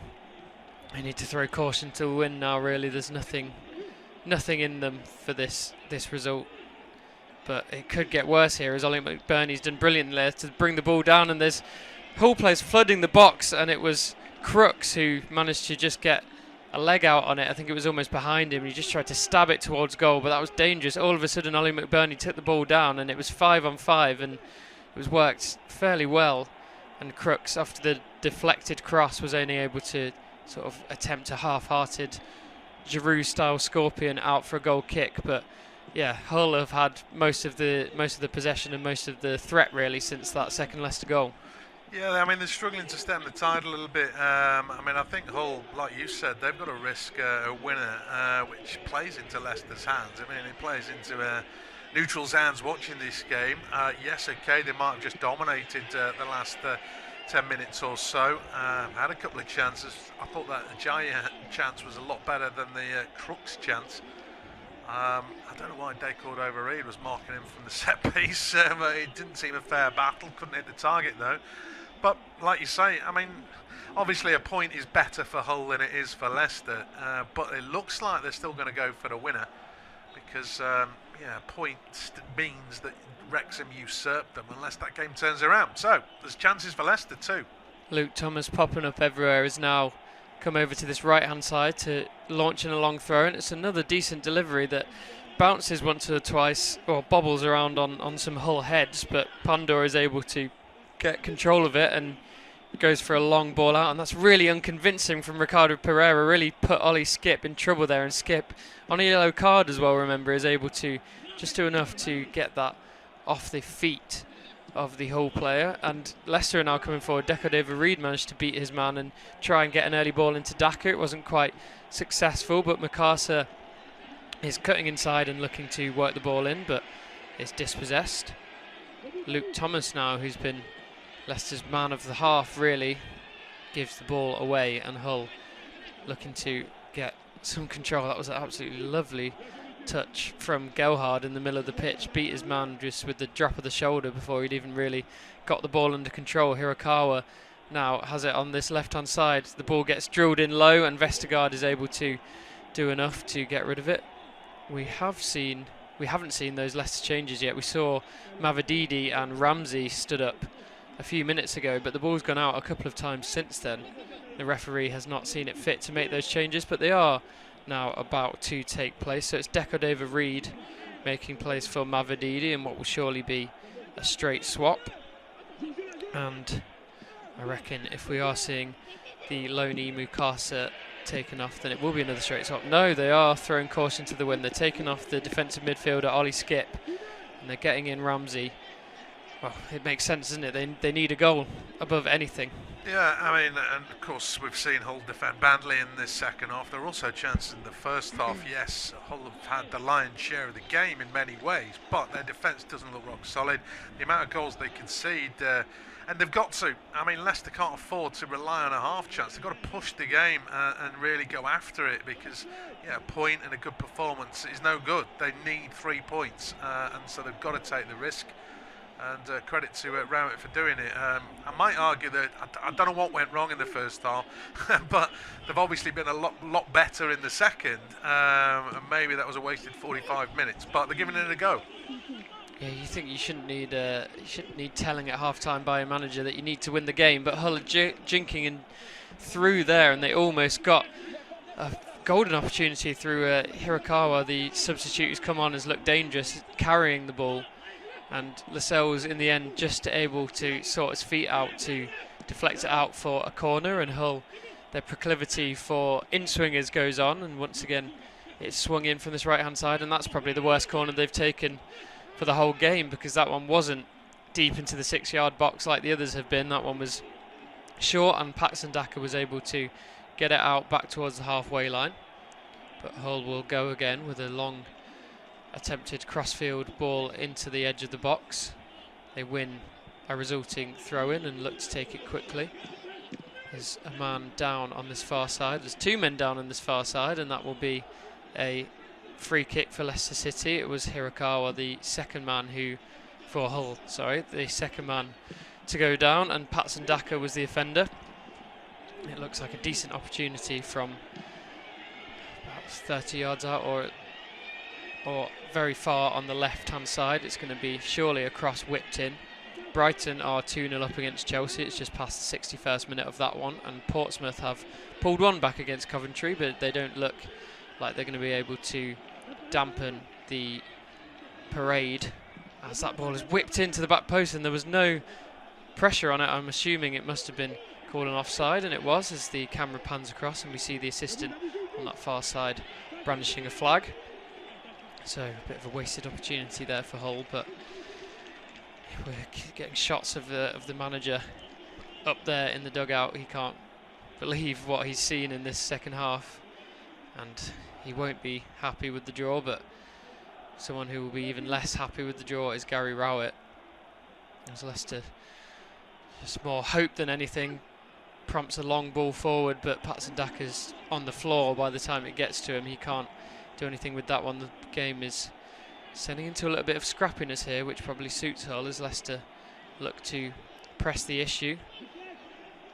And that's Makasa all the way out on this left-hand side, tries to get a ball in, but there's been a mix-up in the whole back line. Patson Daka's got it. He gets it into the back post. It's fallen to Ramsey, and that is a tame shot. That was a fantastic opportunity for Aaron Ramsey at the back post. It came from nowhere. It was a mix-up from the Hull defenders. I think Coyle didn't get a call there, and it left Daka through on this left-hand side. He tried to pull it back to Ramsey, just get it caught in his feet a little bit, and he can only just pass it towards Panda in the Hull net. Yeah, I mean, I don't know what Hull were doing there. Again, it's poor defending. And Ajayi could have gone and won the ball, but then his decided not to bother. Egan's playing catch up, and Ramsey, if he got a better first touch rather than needing a second, he's probably scoring, but because of the extra touch, it's a hurried finish and he doesn't quite get it. They've been strange sort of defensive side, Hull, in this game. They look in control, and then defenders are just watching a ball and realise there's a blue shirt running through, and then it's like, oh, we're meant to defend that. That wasn't the isolated incident. Why Coyle's passed the ball when he doesn't want it? He's got Daka on his shoulder. It's strange, really, as the great ball is put into the far post. Oh, and it's struck the woodwork. Daka on the stretch, can't get enough contact. It was a fantastic ball in, curled in by Mikasa to that far post. And again, Egan is just stood there hoping that the defender isn't clear. As another cross comes in, headed away by Egan. This time, shot comes in from the D, ricochets out towards Thomas, gets to the byline, and that's a block behind.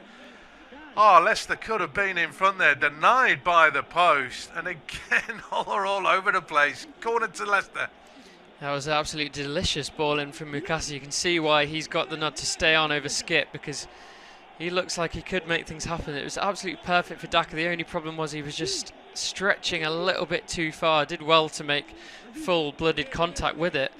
The resulting corner is absolutely woeful from Ramsey. He tried to drill it in low.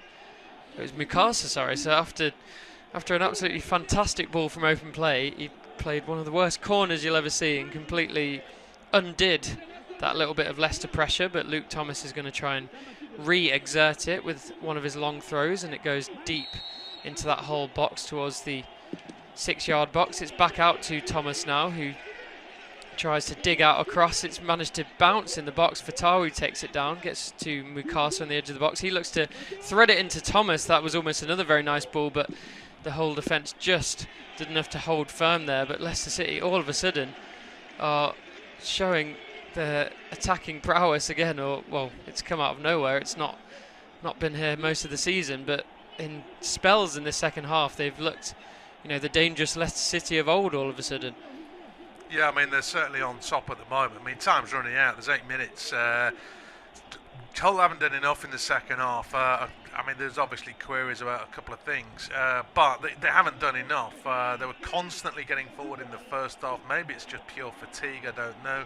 A little bit surprised that Joe Gelhardt is making way for Hull. I think McBurney's race has been run, if I'm being honest. Carl Joseph is coming on. Whether McBurney's staying on simply for an aerial presence in either area, should it be needed, I don't know. But okay, Gelhardt's second half wasn't as good as his first, but I think he's had more of an impact outside of scoring a goal than McBurney. Yeah, it just shows the tantalising position we're in, that Hull want two strikers on the pitch. Both teams really going all out for the win now, and it's Mavididi creeping into the box on his left-hand side, tries to curl it into the far right post, gets the block away to Coyle, and it's going to be another corner for Leicester City. But that was another well-worked move. I don't know where this has been for, certainly for the first half, but for most of the season. It seems like the Leicester players that started the game and the ones who've come on have just found a little bit of synergy and an understanding with each other. And the crowd, I'm sure, are getting behind them. What is left of them on our TV pictures and this unofficial off-tube studio commentary, it doesn't look like a fabulously attended match for Leicester, but you have to think that they're more up for it now than they have been. And it certainly seems to be the case for the players anyway. Mukasa is able to cut a ball out and get Leicester moving again. Mavididi loses the ball and Ramsey tries to manfully gain it back, but he's unable to do so. And now Crooks on this left-hand side beats his man and looks to spray a ball out to the right-hand side. He's unable to do so. Luke Thomas, though, can't get good contact on it, and I think you've already wanted Luke Thomas booked for simulation. That one looked a little bit suspect as well as he went down, but once again the referee keeps his card in his pocket, and it's a throw-in for Leicester City. Thomas on a yellow, of course. It's one of those though where I think he's not made a challenge, but he might have accidentally got the legs. Thomas didn't get the free kick though, interestingly. Leicester straight back on the attack. Yeah, Mavididi coming forward again, looking like a man with purpose, and he gets the ball into Ramsey, and once again Ramsey spurns a brilliant chance. That was probably even better than the one before, because that ball was exactly where he needed it to be. It bounced just in front of him, whether that put him off, but Ramsey with his side foot, unmarked again, more suspect defending. He's got to be doing better there. He's had 2 golden opportunities to get Leicester back in the lead. There's such a gap. It's a little bit like McBurney found space because he was slow to catch up. Ramsey's coming into the box. He must be 10 yards free. The midfield isn't tracking runners, and the defence is so preoccupied, the whole defence, by getting deep. Here go Leicester again. Daka through on goal. He manages to get a touch away from the goalkeeper. He's saying he won the ball. He's getting shown the yellow card, or is it the yellow card for... We might have finally seen one for simulation, perhaps, because surely that might be...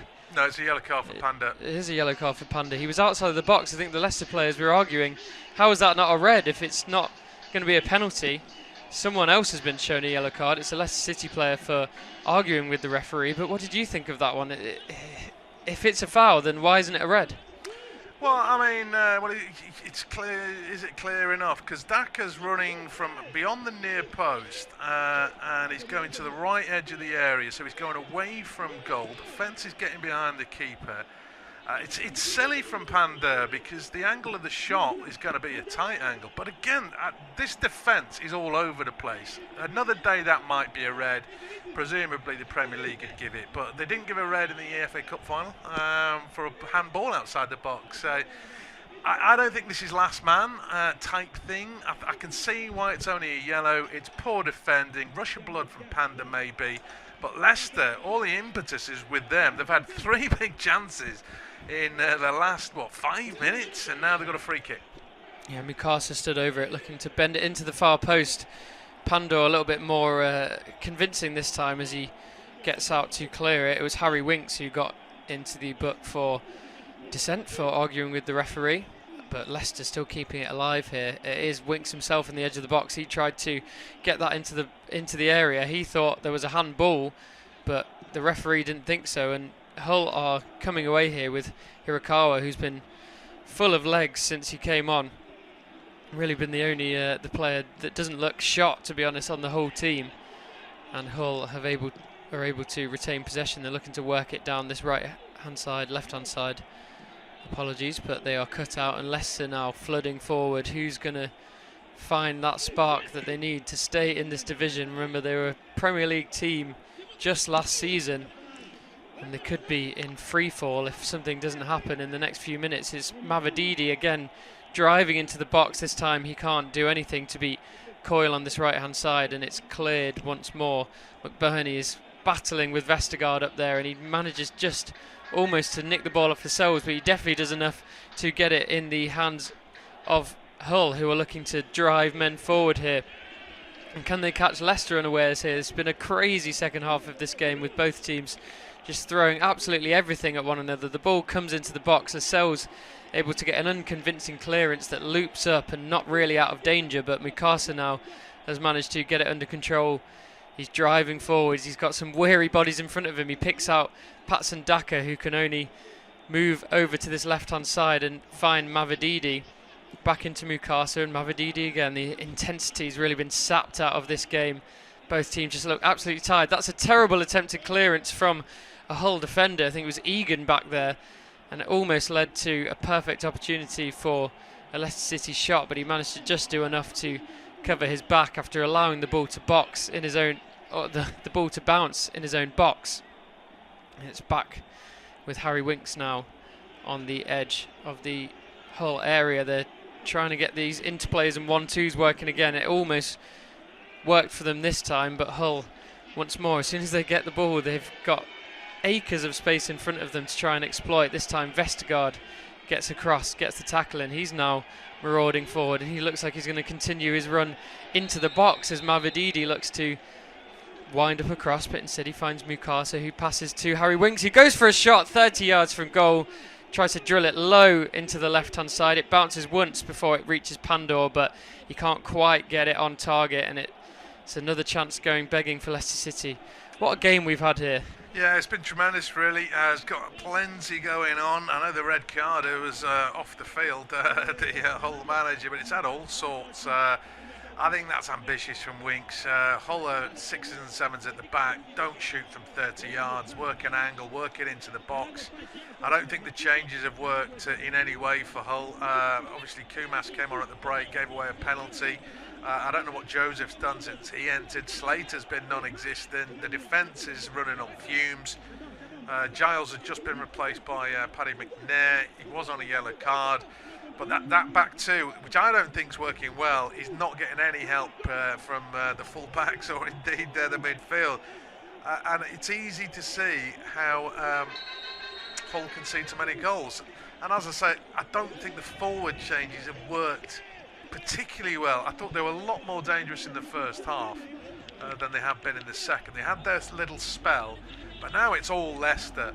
It's all Leicester. The last 4 or 5 shots have been Leicester's, but 3 of them have been pretty big chances. 7 minutes of stoppage time, which we are in. If someone's going to go score a goal, you would suggest the way it's gone the last 10, it's going to be Leicester. But they're not down near the bottom for no good reason. Yeah, they're just looking like they're running out of energy as well. Leicester, that last counter-attack was so slow. It was just having to hold on to the ball for as long as possible to allow some people to get up there. But yeah, I think Hull have showed in this game exactly why their defence is so poor, and if they are able to cling on to that final playoff spot, they'll need a lot of investment if they do end up getting promoted in that defence, because it's not Championship level, let alone Premier League level. And Leicester still looking to just exert whatever pressure they can, but Ollie McBurney, once again, that's really nice centre forward play inside his own half, just swivels and gets the ball out to this left hand side. It's moving back towards Hull's own net, but they are keeping possession, just looking to take the sting out of this crazy topsy-turvy game. I think Hull, as we discussed, weren't happy with a draw themselves either, but it does seem in the last 5 minutes or so that they've decided that they at least need to not lose this one. They miss out in the middle of the park there, and Leicester will come forward again. Winks stabs it on to Mavididi, who looks to find Makasa. It bounces back to Mavididi, and he gets the ball into Daka, and Luke Thomas tries to swing the ball into the back post. There was only one man on it. It was that man, Aaron Ramsey, again, who most of the chances have fallen to. That one was much, much harder, and it was a bit of a half chance, really, because as much as Luke Thomas was trying to swing it in, Ramsey, who's not a big man, was the only man in there, and Hull able to get it out for the goal kick after it was pressure from Ramsey. We're going to see 2 changes here. It's going to be Ayew and Chowdhury to come on. Leicester have exhausted their attacking options, at least, well, post Ayew anyway. So it'd be interesting to see who they come on for. There's plenty of tired legs out there now. Ollie McBurney, though, is looking like he could go for another 20 or 30 minutes, but he misses out that time. And once again, the ball's just bouncing around in the centre of the park every time Leicester try and break. But Luke Thomas is somehow through on goal once again. He slides to try and shoot with his right foot, but it's blocked by Ajayi back there. Once again, how did Hull allow the, may I remind you, left back of Leicester City to just amble into the box there? He's looking like the one man who doesn't want his beloved Foxes to go down tonight. And yeah, it's just crazy defending. Coyle misses out, again doesn't get the shout, and it's an important intervention from Ajayi to stop a Luke Thomas winner. Yeah, it's like, I mean, it's quite incredible, really. I mean, why is Coyle letting that ball drop? He's a little bit off balance, yes, but head the ball, get it away from danger. He's backpedaling just outside his own box. Why is he letting it drop? Obviously, Thomas has got a touch in. Credit to Ajayi. I mean, admittedly, I would say he's playing catch-up. He hasn't spotted the danger. He's done well to get back. I just can't believe the defending that is going on from a Hull viewpoint. Bearing in mind they started this game 6th in the table. It's just poor defending all over the place. And you mentioned that they're actually arguably settling for a point, and yet Leicester are finding spaces. Somebody's forgot to tell the players, mark the men in blue. We have seen those 2 changes completed now. Jordan Ayew on and Chowdhury as well, Hamza Chowdhury. It's Ricardo and Mikasa, the 2 men to make way, so Chowdhury will just be slotting in to that right back position that he's been deputising in this season. There's just 3 minutes left for him to do so, though. So the ball goes in towards his area from a long free kick from Hull, and it's cleared convincingly by Leicester, and it's left to Patson Daka to try and pick up the pieces. He does almost manage to win the ball, and once again Hull just looking absolutely shot here. Give it away. Chowdhury, blue bodies flooding forwards now. It's Aaron Ramsey in the edge of the box, tries to drill it into the far post, but once again the third or fourth shot that Aaron Ramsey's had that's just not good enough, and he had bodies in front of him as well. Yeah, I mean, he could have run into the box. I still can't get my head around this Hull defending. It's 3 against whoever attacks in blue. I mean, the midfield, there isn't a midfield. The attack isn't getting involved. That's 4 of 5 excellent chances that they've had. I say this one's excellent because he's unmarked in the D and they're all backpedaling. Yes, Winks was a bit further out. I'm not calling that excellent, but Hull aren't trying to win and yet they're trying to lose. I don't understand their defending. It's pretty poor. Leicester are giving it their all and they're just not able to take it. Ramsey might have nightmares because he could have scored a hat-trick since coming on. Yeah, and if it is to be these Aaron Ramsey chances that cost Leicester, it will be the capping off of a quite remarkable story, really. This time 10 years ago, Leicester were just putting the finishing touches on their astounding, unbelievable Premier League win. There's been Champions League runs to the quarter-finals and runs in the Europa League and Conference League since then, and an FA Cup triumph, and many very talented players have passed through the doors of Filbert Street, but unfortunately it looks like Leicester City are going to be a League One side again for the first time since 2008, I believe. It's something that not many people saw coming when they were relegated. The talk was more about could they bounce straight back up. That was always going to be difficult with the impending points deductions. We have to say the 6 points that they got, they would still be in the relegation zone right now even if they didn't have them, or thereabouts, so you can't even really blame that. It's just been a desperately disappointing season for Leicester, and it could be about to get just that little bit worse because Hull have got a golden opportunity. The shot comes in, it's beaten away by Begovic, and Leicester, that would have been the knockout blow. As it stands, they've got about 30 more seconds to try and save their season. They get it into Jordan Ayew down this left-hand channel. He's shoved off the ball, really. He can only shepherd it out for a throw-in, and it will be Luke Thomas surely to launch it into the box, and you'd think that everyone would be coming up for this one. As we see on replay of the shot, it was straight at the man in the end. The ball is launched in far, and it is towards the back post. Oh my word, that almost snuck in. Hamza Chowdhury was there and thereabouts. The goalkeeper Panda looked like he didn't know where the ball was, but that might be Leicester City's last opportunity. The ball's away now, all the way back towards Begovic. He's going to launch it forwards for one last Leicester City chance, but no. That is it. The final whistle has gone. Every player on the pitch falls to their knees. It's a result that benefits no one, but mainly Leicester City, after this 2-2 draw with Hull, are relegated. They've dropped down 2 divisions in 2 seasons. They'll be in League One next season.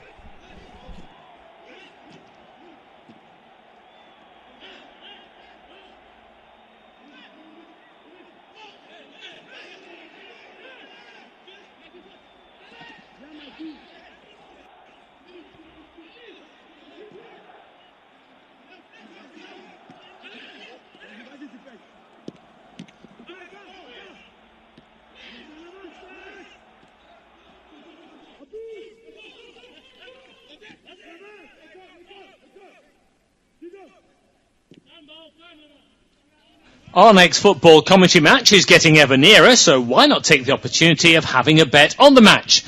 Whether you're interested in betting on the match result, the first player to score, the last score...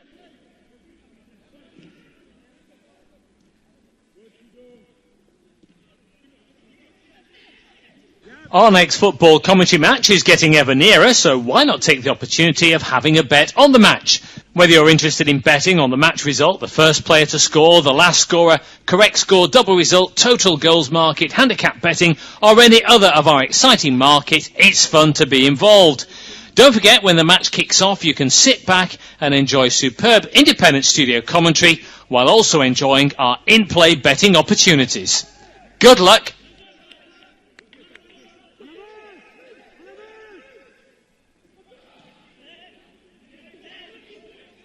Our next football commentary match is getting ever nearer, so why not take the opportunity of having a bet on the match? Whether you're interested in betting on the match result, the first player to score, the last scorer, correct score, double result, total goals market, handicap betting, or any other of our exciting market, it's fun to be involved. Don't forget, when the match kicks off, you can sit back and enjoy superb independent studio commentary while also enjoying our in-play betting opportunities. Good luck.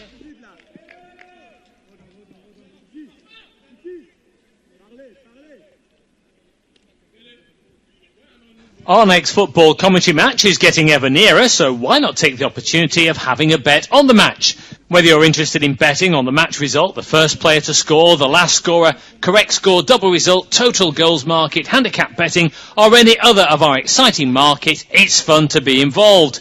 Don't forget, when the match kicks off, you can sit back and enjoy superb independent studio commentary while also enjoying our in-play betting opportunities.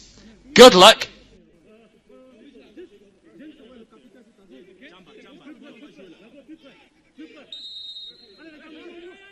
Our next football commentary match is getting ever nearer, so why not take the opportunity of having a bet on the match? Whether you're interested in betting on the match result, the first player to score, the last scorer, correct score, double result, total goals market, handicap betting, or any other of our exciting market, it's fun to be involved. Don't forget, when the match kicks off, you can sit back and enjoy superb independent studio commentary while also enjoying our in-play betting opportunities. Good luck.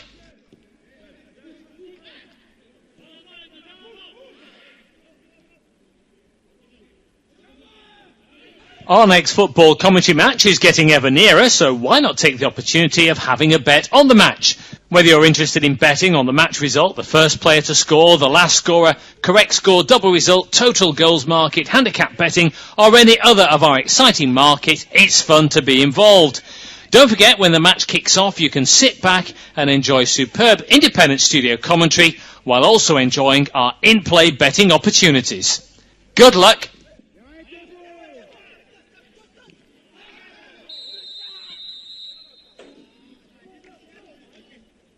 Our next football commentary match is getting ever nearer, so why not take the opportunity of having a bet on the match? Whether you're interested in betting on the match result, the first player to score, the last scorer, correct score, double result, total goals market, handicap betting, or any other of our exciting market, it's fun to be involved. Don't forget, when the match kicks off, you can sit back and enjoy superb independent studio commentary while also enjoying our in-play betting opportunities. Good luck.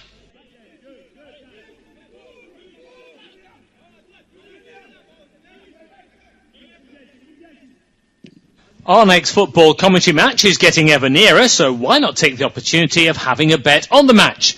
Whether you're interested in betting on the match result, the first player to score, the last scorer, correct score, double result, total goals market, handicap betting, or any other of our exciting market, it's fun to be involved.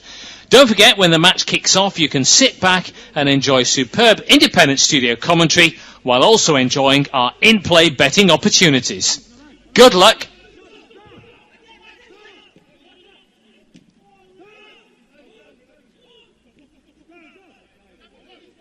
Our next football commentary match is getting ever nearer, so why not take the opportunity of having a bet on the match?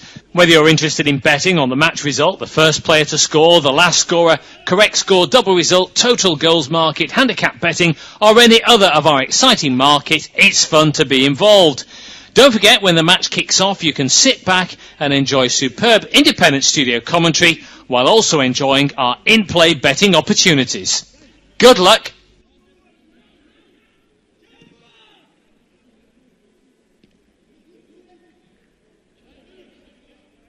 Our next football commentary match is getting ever nearer, so why not take the opportunity of having a bet on the match? Whether you're interested in betting on the match result, the first player to score, the last scorer, correct score, double result, total goals market, handicap betting, or any other of our exciting market, it's fun to be involved. Don't forget, when the match kicks off, you can sit back and enjoy superb independent studio commentary while also enjoying our in-play betting opportunities.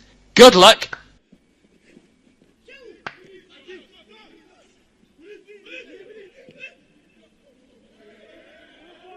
Our next football commentary match is getting ever nearer, so why not take the opportunity of having a bet on the match? Whether you're interested in betting on the match result, the first player to score, the last scorer, correct score, double result, total goals market, handicap betting, or any other of our exciting market, it's fun to be involved. Don't forget, when the match kicks off, you can sit back and enjoy superb independent studio commentary while also enjoying our in-play betting opportunities. Good luck!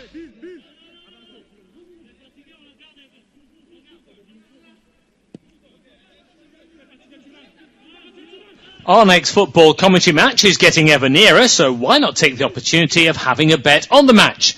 Whether you're interested in betting on the match result, the first player to score, the last scorer, correct score, double result, total goals market, handicap betting, or any other of our exciting market, it's fun to be involved. Don't forget, when the match kicks off, you can sit back and enjoy superb independent studio commentary while also enjoying our in-play betting opportunities. Good luck!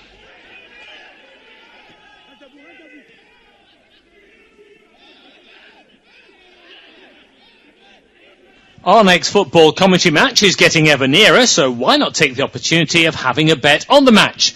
Whether you're interested in betting on the match result, the first player to score, the last scorer, correct score, double result, total goals market, handicap betting, or any other of our exciting market, it's fun to be involved. Don't forget, when the match kicks off, you can sit back and enjoy superb independent studio commentary while also enjoying our in-play betting opportunities. Good luck!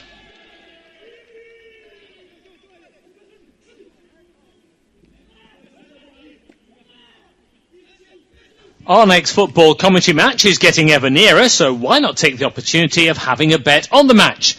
Whether you're interested in betting on the match result, the first player to score, the last scorer, correct score, double result, total goals market, handicap betting, or any other of our exciting market, it's fun to be involved.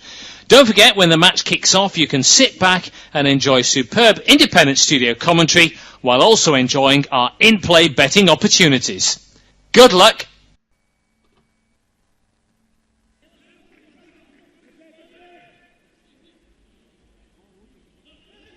Our next football commentary match is getting ever nearer, so why not take the opportunity of having a bet on the match? Whether you're interested in betting on the match result, the first player to score, the last scorer, correct score, double result, total goals market, handicap betting, or any other of our exciting market, it's fun to be involved. Don't forget, when the match kicks off, you can sit back and enjoy superb independent studio commentary while also enjoying our in-play betting opportunities. Good luck!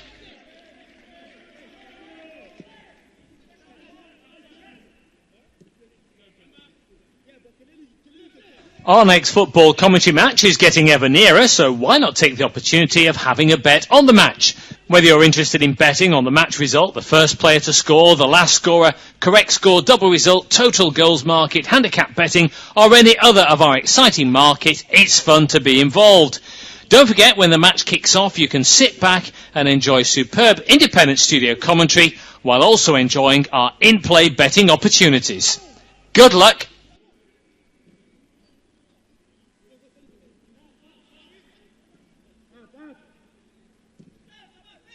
Our next football commentary match is getting ever nearer, so why not take the opportunity of having a bet on the match?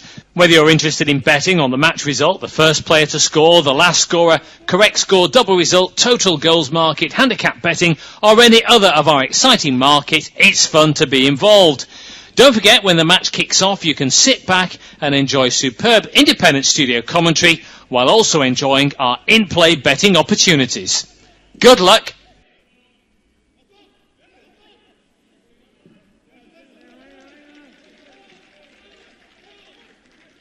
Our next football commentary match is getting ever nearer, so why not take the opportunity of having a bet on the match? Whether you're interested in betting on the match result, the first player to score, the last scorer, correct score, double result, total goals market, handicap betting, or any other of our exciting market, it's fun to be involved. Don't forget, when the match kicks off, you can sit back and enjoy superb independent studio commentary while also enjoying our in-play betting opportunities. Good luck!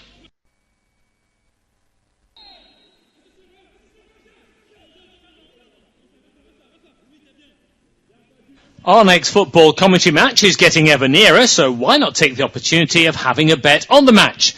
Whether you're interested in betting on the match result, the first player to score, the last scorer, correct score, double result, total goals market, handicap betting, or any other of our exciting market, it's fun to be involved. Don't forget, when the match kicks off, you can sit back and enjoy superb independent studio commentary while also enjoying our in-play betting opportunities. Good luck!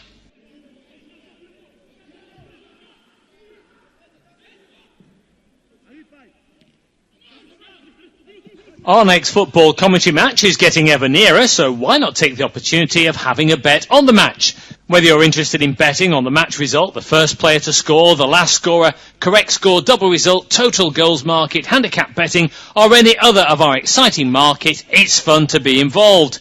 Don't forget, when the match kicks off, you can sit back and enjoy superb independent studio commentary while also enjoying our in-play betting opportunities. Good luck!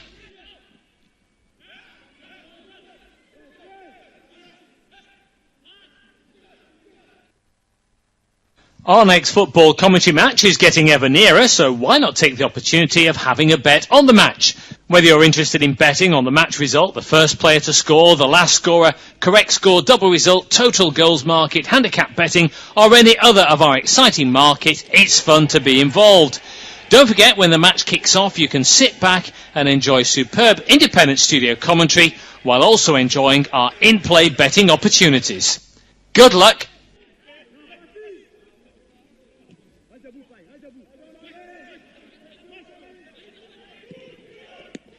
Our next football commentary match is getting ever nearer, so why not take the opportunity of having a bet on the match?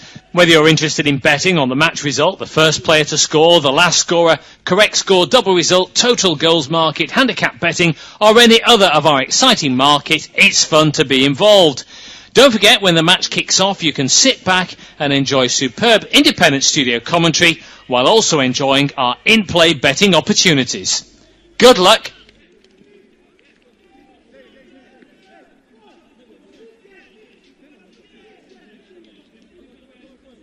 Our next football commentary match is getting ever nearer, so why not take the opportunity of having a bet on the match? Whether you're interested in betting on the match result, the first player to score, the last scorer, correct score, double result, total goals market, handicap betting, or any other of our exciting market, it's fun to be involved. Don't forget, when the match kicks off, you can sit back and enjoy superb independent studio commentary while also enjoying our in-play betting opportunities. Good luck!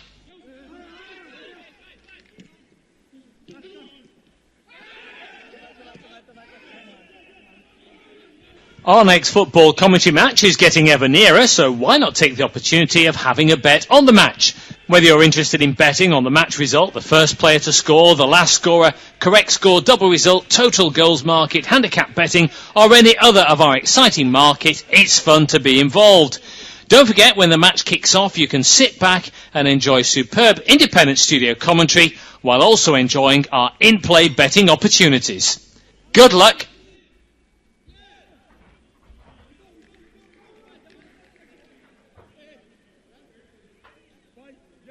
Our next football commentary match is getting ever nearer, so why not take the opportunity of having a bet on the match? Whether you're interested in betting on the match result, the first player to score, the last scorer, correct score, double result, total goals market, handicap betting, or any other of our exciting market, it's fun to be involved. Don't forget, when the match kicks off, you can sit back and enjoy superb independent studio commentary while also enjoying our in-play betting opportunities. Good luck!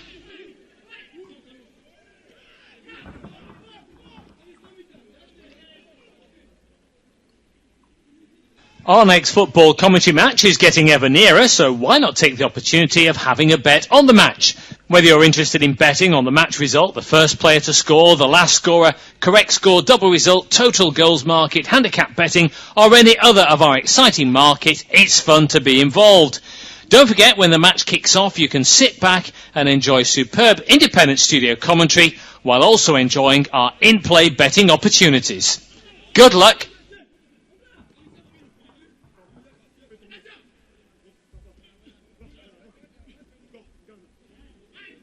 Our next football commentary match is getting ever nearer, so why not take the opportunity of having a bet on the match? Whether you're interested in betting on the match result, the first player to score, the last scorer, correct score, double result, total goals market, handicap betting, or any other of our exciting market, it's fun to be involved. Don't forget, when the match kicks off, you can sit back and enjoy superb independent studio commentary while also enjoying our in-play betting opportunities. Good luck!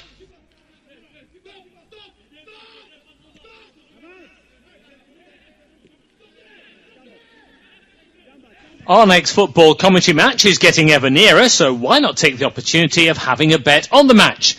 Whether you're interested in betting on the match result, the first player to score, the last scorer, correct score, double result, total goals market, handicap betting, or any other of our exciting market, it's fun to be involved.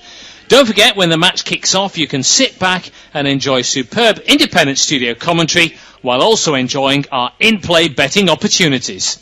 Good luck!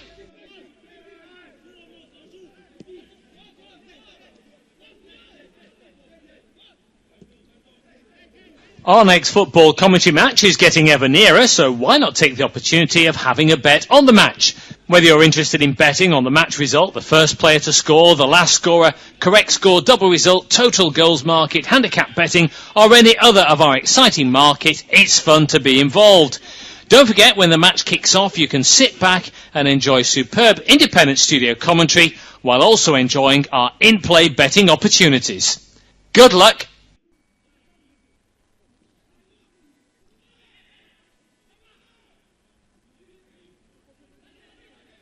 Our next football commentary match is getting ever nearer, so why not take the opportunity of having a bet on the match? Whether you're interested in betting on the match result, the first player to score, the last scorer, correct score, double result, total goals market, handicap betting, or any other of our exciting market, it's fun to be involved. Don't forget, when the match kicks off, you can sit back and enjoy superb independent studio commentary while also enjoying our in-play betting opportunities. Good luck!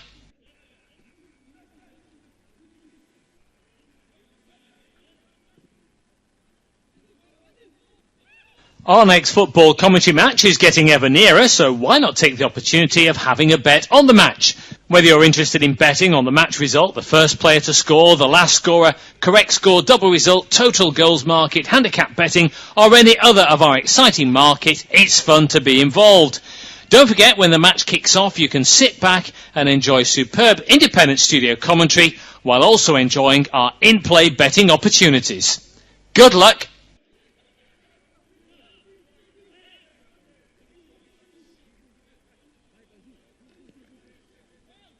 Our next football commentary match is getting ever nearer, so why not take the opportunity of having a bet on the match?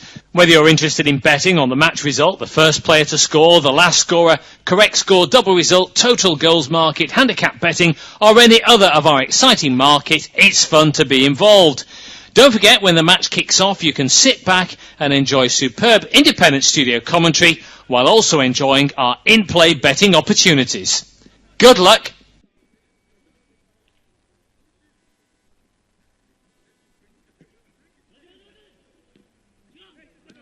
Our next football commentary match is getting ever nearer, so why not take the opportunity of having a bet on the match? Whether you're interested in betting on the match result, the first player to score, the last scorer, correct score, double result, total goals market, handicap betting, or any other of our exciting market, it's fun to be involved.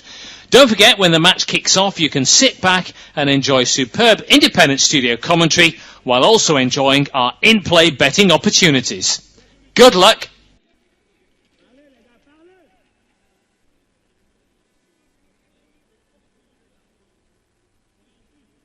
Our next football commentary match is getting ever nearer, so why not take the opportunity of having a bet on the match?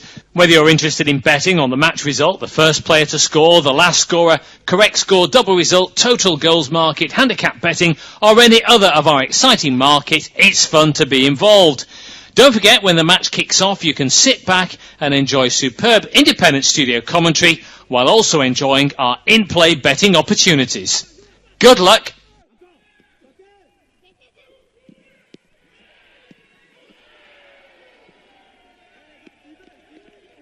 Our next football commentary match is getting ever nearer, so why not take the opportunity of having a bet on the match? Whether you're interested in betting on the match result, the first player to score, the last scorer, correct score, double result, total goals market, handicap betting, or any other of our exciting market, it's fun to be involved. Don't forget, when the match kicks off, you can sit back and enjoy superb independent studio commentary while also enjoying our in-play betting opportunities. Good luck!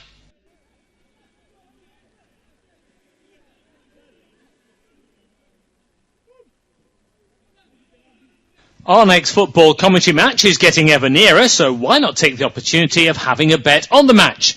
Whether you're interested in betting on the match result, the first player to score, the last scorer, correct score, double result, total goals market, handicap betting, or any other of our exciting market, it's fun to be involved. Don't forget, when the match kicks off, you can sit back and enjoy superb independent studio commentary while also enjoying our in-play betting opportunities. Good luck!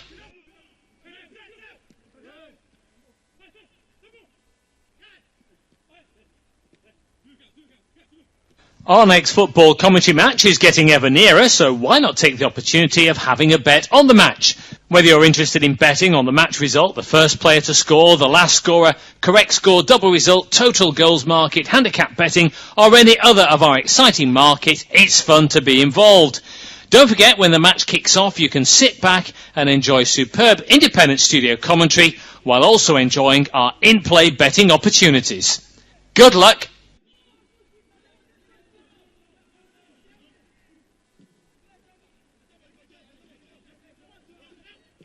Our next football commentary match is getting ever nearer, so why not take the opportunity of having a bet on the match? Whether you're interested in betting on the match result, the first player to score, the last scorer, correct score, double result, total goals market, handicap betting, or any other of our exciting market, it's fun to be involved. Don't forget, when the match kicks off, you can sit back and enjoy superb independent studio commentary while also enjoying our in-play betting opportunities. Good luck!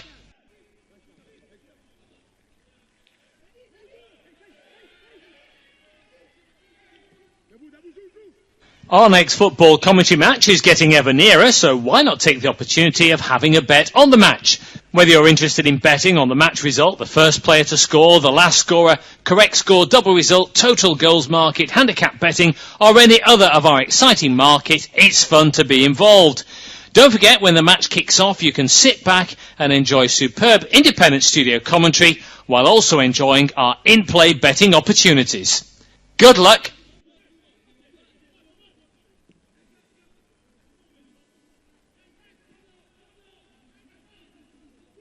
Our next football commentary match is getting ever nearer, so why not take the opportunity of having a bet on the match? Whether you're interested in betting on the match result, the first player to score, the last scorer, correct score, double result, total goals market, handicap betting, or any other of our exciting market, it's fun to be involved.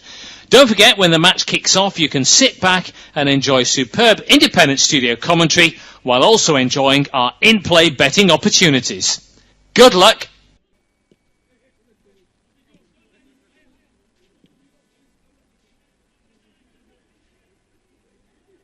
Our next football commentary match is getting ever nearer, so why not take the opportunity of having a bet on the match? Whether you're interested in betting on the match result, the first player to score, the last scorer, correct score, double result, total goals market, handicap betting, or any other of our exciting market, it's fun to be involved. Don't forget, when the match kicks off, you can sit back and enjoy superb independent studio commentary while also enjoying our in-play betting opportunities. Good luck!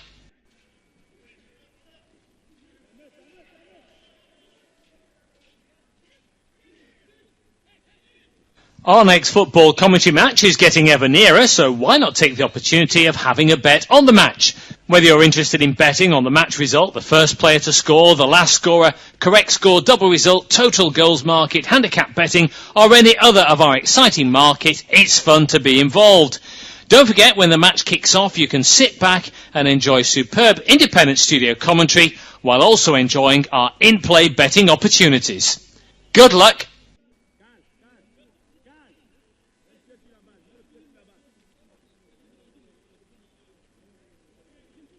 Our next football commentary match is getting ever nearer, so why not take the opportunity of having a bet on the match? Whether you're interested in betting on the match result, the first player to score, the last scorer, correct score, double result, total goals market, handicap betting, or any other of our exciting market, it's fun to be involved. Don't forget, when the match kicks off, you can sit back and enjoy superb independent studio commentary while also enjoying our in-play betting opportunities. Good luck!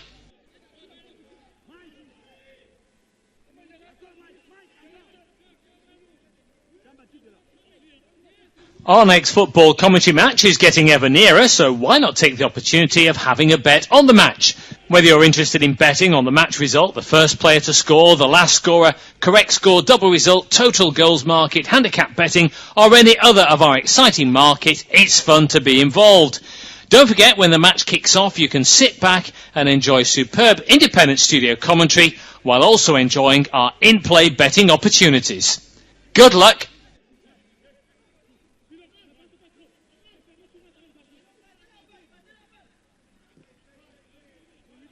Our next football commentary match is getting ever nearer, so why not take the opportunity of having a bet on the match?